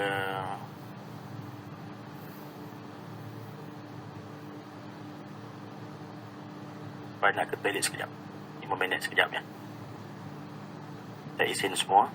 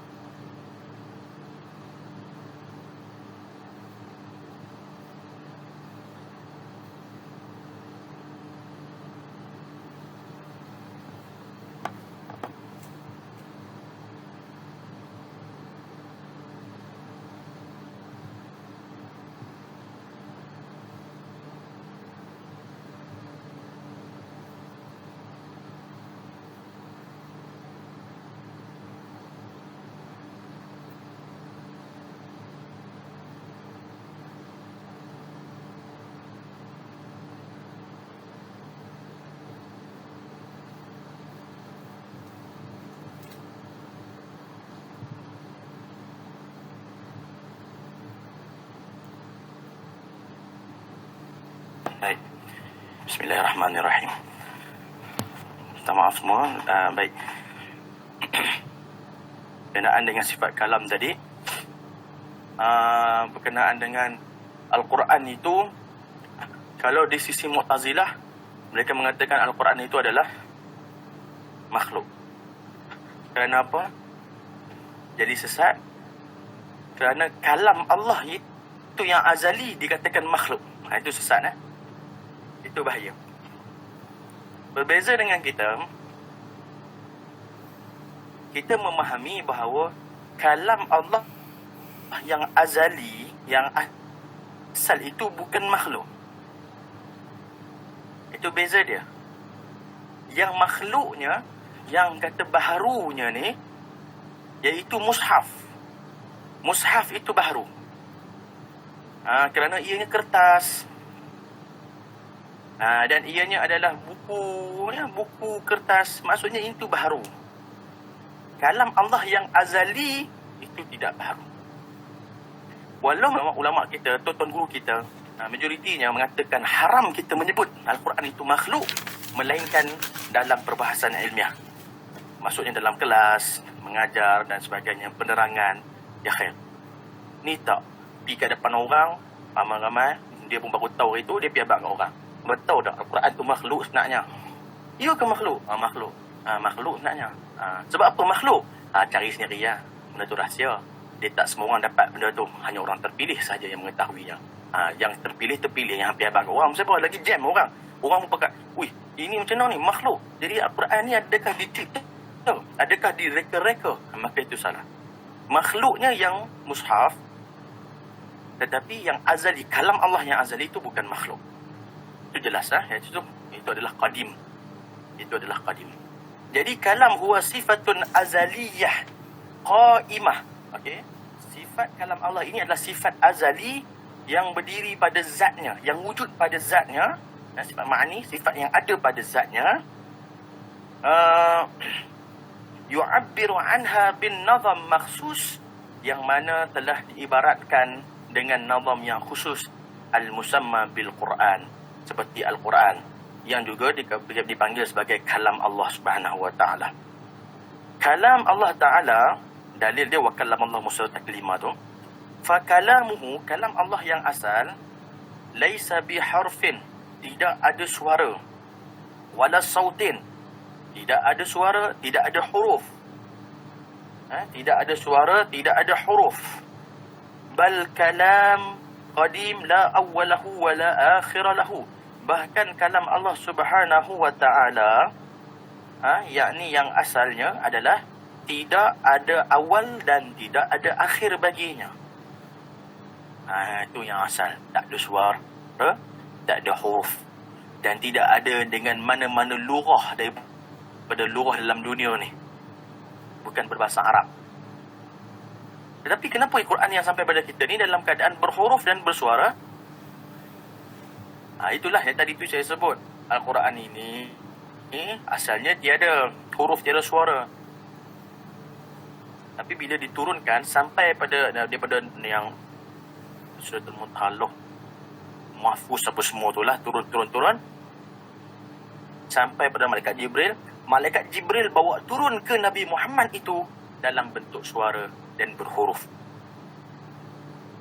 untuk mudah kepada kita beramalkan, membaca dan memahaminya. Baik. Dan juga wasami'a kalamuhul qadim aidan Sayyidina Muhammad sallallahu alaihi wasallam lailatul Isra. Nabi pada malam lailatul Isra tu, Nabi jumpa dengan Allah. Masa Nabi berbicara dengan Allah, itu bukan menggunakan bahasa kita ya, maksudnya menggunakan kalamuhul qadim. Allah membicara menggunakan kalamuhul qadim. Yang pula kata Nabi macam mana Nabi boleh faham tu? Pasal dia Nabi ya, bukan kita. Kalau kita memang tak faham lah. Pasal Nabi, dia dan Nabi Muhammad SAW. Baik. Wa nasma'u kalamahul qadim aidan. Kita pun akan dengar kalam Allah yang asal juga, yang qadim, yang azali ni. Bila? Fil qiyamah, pada hari kiamat. Wal jannah, dan di syurga. Bi ghairi sautin, tanpa suara wala harfin, dekat tidak jauh. Kama nara dhatihi ta'ala fil akhirah, seperti mana kita akan melihat zatnya Allah Ta'ala nanti di hari akhirat. Min ghairi shibhin wala mithlin wala dakhil jannah wala kharijan anhu. Kita akan melihat zat Allah tanpa menyerupai mana-mana makhluk, tidak dalam syurga wala kharijan anha, bukan juga di luar syurga. Macam mana situasi dia, wallahu alam, itu kita tak tahulah nanti. Baik. Allahumma salli ala sayyidina Muhammad wa ala ali sayyidina Muhammad. Okey, jadi ini 13 sifat.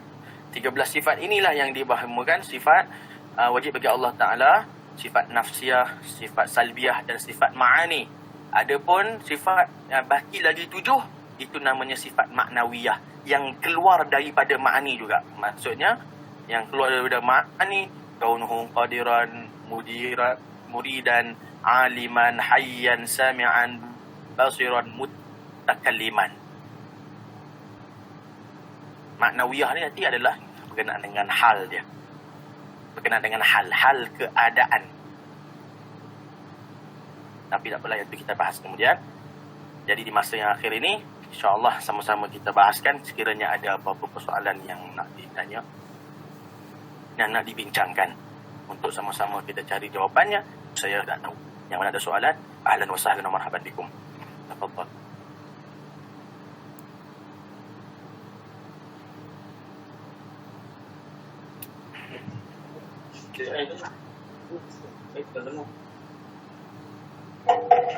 Assalamualaikum warahmatullahi wabarakatuh. Waalaikumsalam warahmatullahi. Ya, saya Asni bin Aman. Jadi yang boleh Ustaz nak tanya pada soalan yang minggu lepas, iaitu Ustaz ada mengatakan bahawa bilangan Nabi itu 1000. Tapi saya pernah mendengar bilangan Nabi itu seramai 124,000. Jadi yang boleh Ustaz boleh berikan pencerahan dengan bilangan Nabi tersebut. Minta maaf, suara agak pecah, saya kurang jelas. Sekali lagi boleh? Okey, boleh Ustaz. Okey, saya nak tanya dengan bilangan Nabi Ustaz. Berapa bilangan Nabi yang sebenarnya, sebab pada dua minggu yang lepas Ustaz mengatakan iaitu 1,000 orang. Tetapi saya pernah dengar iaitu 124,000. Jadi Ustaz boleh memberikan cerahan tak berkenaan dengan bilangan Nabi sebenarnya? Jumlah Nabi ya? Jumlah Ustaz. Nabi ya? Jumlah Nabi. Okey, jumlah Nabi dan Rasul. Jumlah Rasul ada 313 orang. Jumlah Nabi ada 124,000 orang. Betul. Memang 120,000 lebih lah. 124, 120. Itu yang mengikut call yang utama lah. Kalau saya sebut 1,000, saya minta maaf. Mungkin saya tersalah cakap tu. Kalau saya sebut 1,000, saya tersalah cakap. 124,000, 100,000 lebih sebenarnya. Saya tersebut 1,000. Itu kesilapan saya lah kalau saya tersebut begitu. Yang betulnya 100,000 lebih. Nabi memang ada banyak. Dalam qaul mengatakan 124,000. Bahkan ada yang mengatakan kurang sikit, ada yang mengatakan lebih sikit lah. Sebab Nabi jumlah terlalu banyak. Itu belum campur lagi Nabi yang memang masih menjadi pertikaian ulama'. Ada kata Nabi, ada kata bukan. Masih ada macam tu. Contoh Nabi Khidir lah. Sebab Nabi Khidir pun ada yang mengatakan Nabi, ada kata tak Nabi. Dia kata dia orang salih. Salih Sayyidina Muhammad. Dulu saya ada perbahasan. Bila mana di depan Syekh masa di Hadramaut dulu, ada satu dibahaskan lah. Katanya Nabi Khidir ni, tentang Nabi Khidir, Nabi ialah mengikut sebahagian kepada kewalian-kewalian ni. Ada mengatakan Nabi Khidir masih hidup sampai hari ni. Jadi sempat berjumpa Nabi Khidir. Ada wali Allah yang pernah jumpa Nabi Khidir dan sebagainya. Tengah-tengah tu saya pun dengar dengan fokus. Tiba-tiba ada satu orang angkat tangan. Satu pelajar angkat tangan. Dia angkat tangan, dia tanya soalan. Syekh, saya nak tanya, Nabi Khidir masih hidup ya? Ya, mengikut sebagian pendapat masih hidup. Dia kata, okey baik. Kalau Nabi Khidir masih hidup, nanti masa akhir zaman, Nabi Isa turun, dia kata. Nabi Isa turun lah, betul. Okay, Nabi Isa kan ikut syariat Nabi Muhammad. Okey, betul. Soalannya, Nabi Khidir ikut syariat siapa? Jadi, time tu saya terdiam juga. Saya kata, Macam mana dia boleh terfikir soalan tu? Kan, satu dahsyat lah. Benda yang luar biasa. Lalu Syekh jawab, Nabi Khidir ikut dia dan nak ikut syariat siapa pun. Yang penting kita ikut syariat Nabi Muhammad SAW. Wah, tu jawapan paling mudah lah orang kata.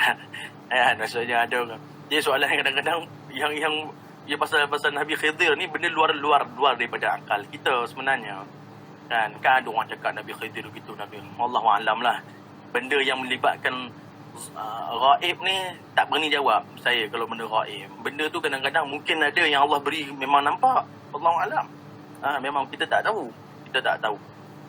Kalau andai kata orang tu diberi izin untuk jumpa Nabi Khidir dan sebagainya, rezeki dia lah.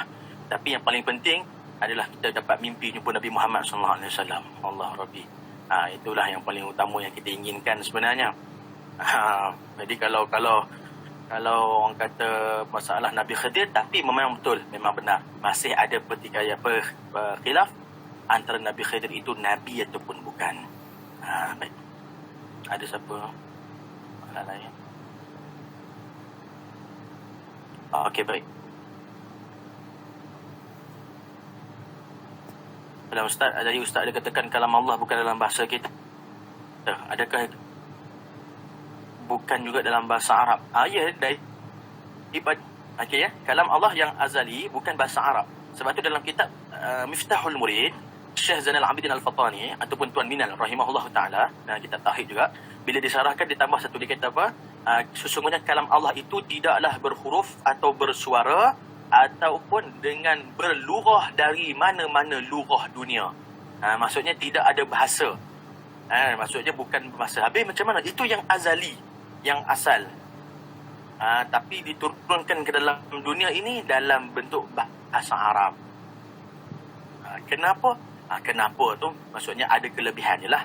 Allah memilih dalam bahasa Arab, Allah memilih Nabi daripada kalangan orang Arab dan juga berbahasa Arab, ada sebabnya, hikmah dia. Lughatul Arabiyah, Lughatul Jannah, bahasa syurga dan sebagainya. Tapi kalam Allah yang azali itu tidak berbahasa.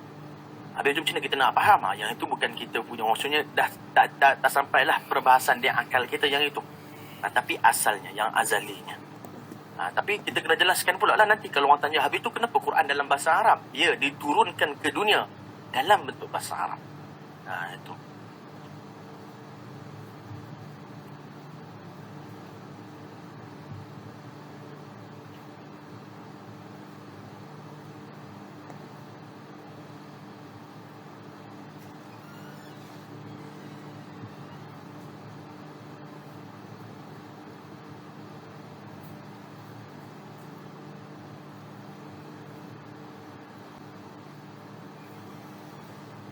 Ada berapa soalan lagi?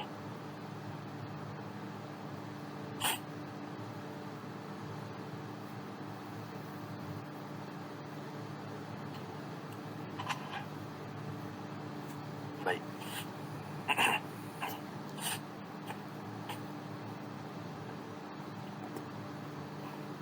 Kalau tidak ada, insya-Allah kita akan tangguhkan majlis kita lah, insya-Allah. Kalau ada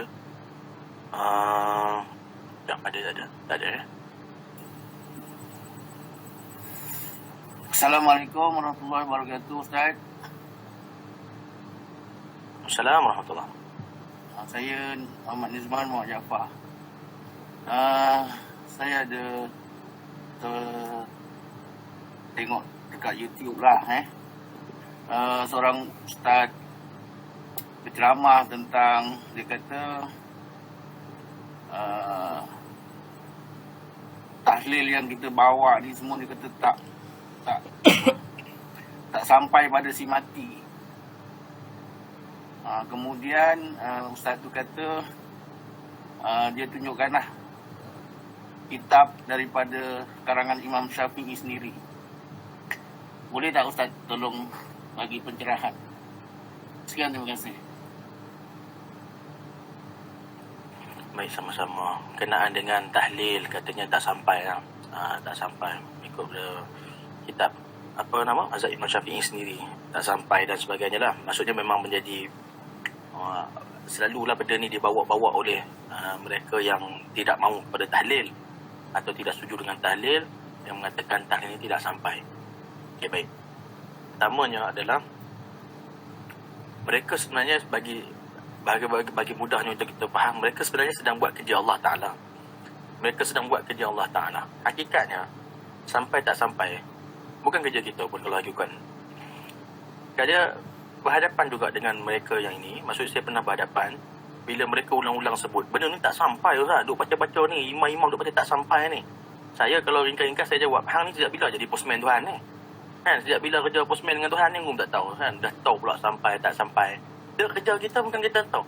Dia cakap kalau tak sampai, hakikatnya dia punya semayang subuh pagi tadi, siapa yang tahu sampai ke tak sampai?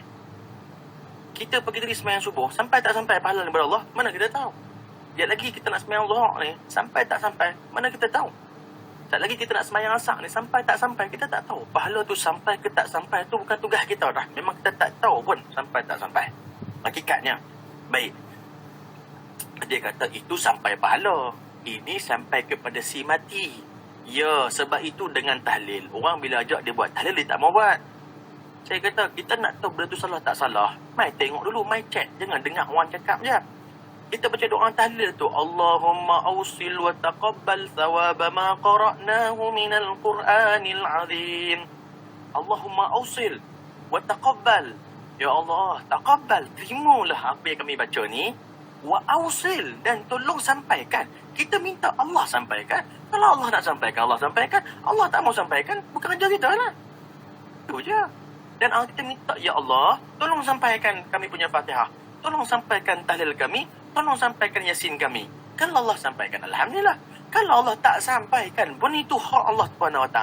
Tetapi yang membaca pasti dapat pahala. Kita yang baca, pahala dapat dah. Pasal kita baca. Kita minta Allah tolong sampaikan. Jadi tugas kita minta kepada Allah untuk sampaikan pahala itu dan sampaikan bacaan kita kepada si mati. Lepas tu dia kaitkan pula dengan hadis Nabi SAW. Abu Sa'id Al-Khudri radhiyallahu minta maaf bukan. Apa nama tu? Muslim Sayyidina Uthman. Daripada riwayat yang mengatakan bahawa idza mata ibnu Adam, bila matinya seseorang anak Adam, in qata'a amalu illa min thalas, maka terputuslah segala amalannya kecuali 3 perkara. Hadis yang masyhur. Sedekah jariyah, yang tak putus ni sedekah jariyah. Aw ilmun yuntanfa'un bih, atau ilmu yang dimanfaatkan baginya. Wa aw waladun salihun yad'ulah, dan juga anak-anak soleh yang mendoakan baginya. Yang tu ya dia kata. Yang lain ni tak sampai. Yang ni ada silap. Yang ni dia ada silap. Sebab apa ada silap? Idza mata ibnu Adam, bila matinya seseorang anak Adam, in qata'a amaluhu, maka terputus amalannya. Nya tu si mati. Yang baca Yasin ni amalan siapa? Amalan kita. Bukan amalan si mati. Siapa yang baca Yasin? Kita baca Yasin. Bermakna ia amalan kita. Yang terputus amalan si mati. Si mati ni amalan dia terputus dah. Dia tak sampai dah. Dia tak boleh buat apa dah. Dia tak boleh bangun nak bangkit. Kan kalau si mati mayat tu bangun baca Yasin, dengan kita lari. Tak lagi maksudnya kita dia mayat tak boleh bangun baca Yasin, tak boleh buat apa-apa dah. Yang kita baca Yasin ni amalan kita. Kemudian kita minta pada Allah sampaikan pahala. Itu kita minta sampaikan pahala kita, pahala yang dibacakan kepada si mati. Kedua, kalau kita katakan kita cuma minta pada Allah sampaikan, nanti dia kata pula, tapi tak ada contoh yang kita buat ni, tak ada contoh daripada terdahulu. Itu juga satu kesilapan. Macam mana pula tak ada contoh? Ada contoh, tapi amalan lain. Contohnya seperti kita melakukan amalan bagi pihak si mati dengan cara macam mana? Dengan cara bersedekah kepada si mati, atas nama si mati. Itu telah ada di zaman Nabi. Seperti contoh yang lain adalah melakukan badal haji, menggantikan haji bagi orang yang sudah mati. Itu juga kias-kias yang diambil oleh ulama. Kita mengatakan boleh buat amalan untuk si mati. Maksudnya sedekahkan pahalanya untuk si mati. Ada pun secara umumnya yang dijawab oleh ulama-ulama ahli sunnah wal jamaah, iaitu amalan Yasin, tahlil ke apa semua ni bukannya perkara yang wajib. Adapun ianya adalah perkara-perkara kebaikan yang bila kita buat dapat pahala. Itu je lah. Kalau dia katakan masalah tahlil, dia tahlil ni khilaf amr syari', bid'ah ni khilaf amr syari' lah. Kalau tak boleh mesti berlawanan dengan syarak. Pertama sekali mesti dicek secara umum. Okey, baik. Dan dalam membaca Yasin atau baca tahlil aku contohnya. Dalam tahlil apa yang dibaca? Pertama dibaca Al-Fatihah. Maka Al-Fatihah daripada Al-Quran. Maka tak ada masalah dah, settle dah. Yang keduanya baca Qul Huwallahu Ahad. Qul A'udzu Falaq, Rabbin Nas. Pun ayat Quran, settle dah masalah. Kemudian baca pula ayat kursi. Pun ayat Quran, settle dah masalah. Kemudian zikir la ilaha illallah. Nabi sebut dalam Al-Quran, dalam hadis, jaddidu imanakum akthiru min qawli la ilaha illallah. Atau kama qala sallam, Nabi kata perbaharuilah iman kamu dengan banyakkan menyebut kalimah la ilaha illallah. Muhammad Rasulullah SAW. Jadi itu juga ada dalil dia. Dalil ni tak mana yang point dia yang problem. Dia mesti ada satu benda. Dalam tahlil tu, di antara la ilaha illallah dengan doa, kita selitkan satu lagu dandut. Itu bid'ah. Itu memang bid'ah lah sebab mencampur adukkan dengan benda maksiat yang bertentangan dengan syarak. Tapi kalau tak bertentangan dengan syarak, semua yang dibuat, baik dalam maulid Nabi, baik dalam tahlil, baik dalam yasin malam Jumaat, tak ada satu pun yang bertentangan dengan hukum syarak. Yang ada bertentangan dengan syarak, bagi mereka yang menolak adalah kenapa buat malam Jumaat. Tu je masalah mereka. Dia pun jadi masalah kat situ kan. Sebab saya cakap benda ni berdasarkan pengalaman. Bila kita ikut seminar dalam perbincangan muzakarah dengan mereka lah, dengan pok-pok sana, mereka tak boleh menentang Yasin. Bila pok-pok kita jawab, tak boleh pula. Kita jawab pula dengan dalil. Last kali dia dah tak ada hujah. Kenapa malam Jumaat? Kenapa tak buat malam lain? Kenapa menetapkan malam Jumaat? Jadi malam Jumaat lah problem dia. Malam Jumaat dia sibuk nak balik awal lah Allah. Nak buat apa? Ya. Anak pun dah ramai dah. Nak buat apa lagi malam Jumaat tu? Dia nak apa? Tak tahu. Tak apalah kita cakap kat dia. Kalau macam tu, kalau kami buat malam Sabtu boleh tak?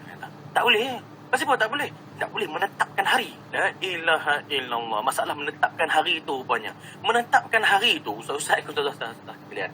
Masalah menetapkan hari, dulu satunya untuk guru kita ambil hari Jumaat, malam Jumaat, sebab Jumaat tu Sayyidul Ayyam, malam penghulu segala hari. Jadi memang diperbanyakkan amalan-amalan dengan sebab hari Jumaat hari yang baik. Yang kedua, sebab dia adalah kerana Jumaat orang cuti dulu. Jadi malam tu lah orang ramai duk pergi surau, orang ramai lah boleh kumpul orang. Boleh kumpul orang masyarakat, orang kampung untuk baca apa-apa amalan kebaikan. Itu je. Jadi tak ada masalah pun. Jadi benda-benda ni sebenarnya kita yakin dengan hujah kita. Bila mereka membawakan daripada mazhab Syafi'i dan sebagainya, itu tidak betul. Kerana yang dikatakan tidak boleh bila mana bertentangan dengan syarak lah. Bertentangan dengan syarak. Selagi mana tidak ada pertentangan dalam syarak, selagi mana tidak ada benda yang haram dalamnya, maka ianya boleh, insya-Allah ta'ala. Tak ada satu halangan pun. Baik dalam maulid Nabi, dalam tahlil. Dalam tahlil, ada dikatakan menyamai Hindu pun ada. Ada kata menyamai Hindu. Contohnya apa? Sebab buat 3 hari, buat 7 hari, buat 40 hari, buat 100 hari. Allah Rabbi. Sebenarnya benda-benda tu tak ada isu dan song. Sebab apa? Kalau kita tengok, memang ada ulama-ulama kita yang suka dengan abjad ni. Saya minta maaf, dengan angka-angka. Kerana ada ilmu adat ni, ilmu berkenaan dengan nombor. Bukan nombor tu, bukan makna, bukan nombor ekor. Tapi ilmu berkenaan dengan kelebihan-kelebihan nombor tertentu. Sebab itu tengok, Imam Nawawi buat 40 hadis Nabi. Syekh Fahmi Zamzam buat 40 hadis Nabi. Kenapa 40? Sebab apa 40? Sebab ada hadis Nabi. Hadis Nabi ni, Nabi kata sesiapa yang menghafal 40 daripada hadisku, maka dia akan mendapat syafaat di syurga. Atau kama qala salam, mafhum daripada hadis Nabi.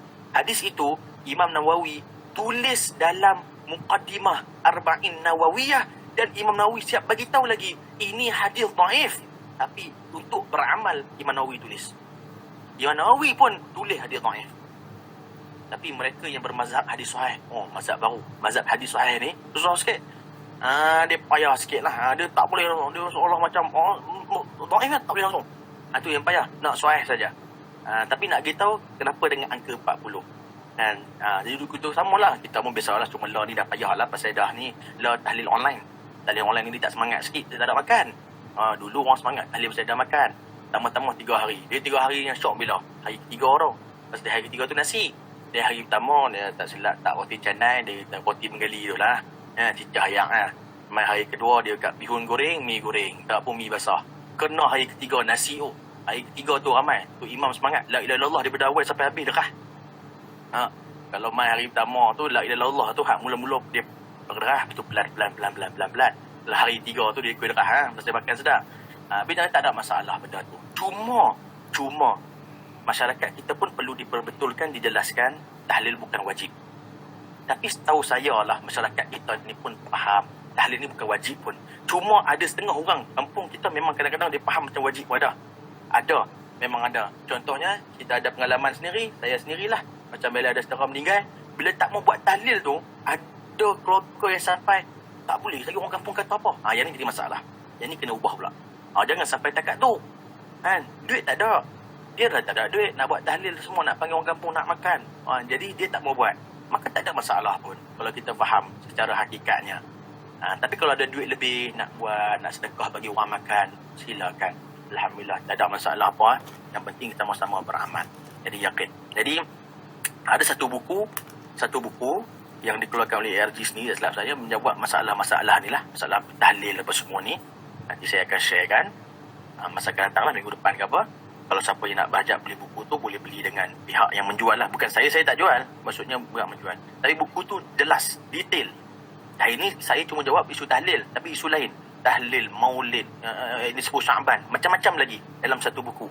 Telah dijawab isu tu. Buku dia kecil je, kecil. Orang kata senang bawa ke mana-mana, boleh baca ringkas. Buku tu boleh dapatkan. Nanti saya akan share. Minggu depan saya akan share apa nama buku tu, mudah untuk kita baca sendirilah, untuk kita baca dan boleh sampai-sampaikan. Saya pun ada baca buku tu, memang seronok lah sebab dalil dia jelas, kuat dan ringkas, padat. Itu wallahualam. Tapi sebenarnya dalil kuat apa mana pun, kalau tuan aku Ustaz Nizman tadi yang tanya, kalau dalil kita kuat macam mana pun, jawab dengan pok ni, sembang dinding lah. Dia lantun balik lah. Bagilah dalil kuat mana pun. Dia kalau hati dah keras, dia tak mau terima. Dia tak mau terima. Kok mana pun dia tak mau. Kita bagi dalil cukup kuat ni. Kuat dalil kita. Dia tetap kata, tak betul. Dah lah. Kita nak buat apa lagi? Kan? Kita daripada kita buang masa, kelingan ni pun, baik kita jawab. Kita beramal sama kita. Wallahu a'lamu bishawab. Jadi masa pun dah lebih 25 minit. Jadi mudah-mudahan Allah Ta'ala berkati. Mohon maaf kalau saya ada terkasar bahasa, tersalah bicara, terkurang adab, terkurang sopan, ataupun tersalah dalam menyampaikan. Mohon maaf banyak-banyak, khususnya kepada pegawai pendidikan Islam, Ustaz Zul dan juga semua majlisan pendidikan Islam daerah Kulai dan semua asatizah, ustazah yang dimuliakan Allah SWT. Setiap kelemahan itu juga datang daripada Allah, tapi dengan asbab kelemahan diri saya sendiri, dan juga setiap kelebihan itu datang daripada Allah SWT. Kita puji Allah SWT. Aqulu qali hadza wa astaghfirullahal azim li wa lakum wa billahi taufiq. Wassalamualaikum warahmatullahi wabarakatuh. Afwan.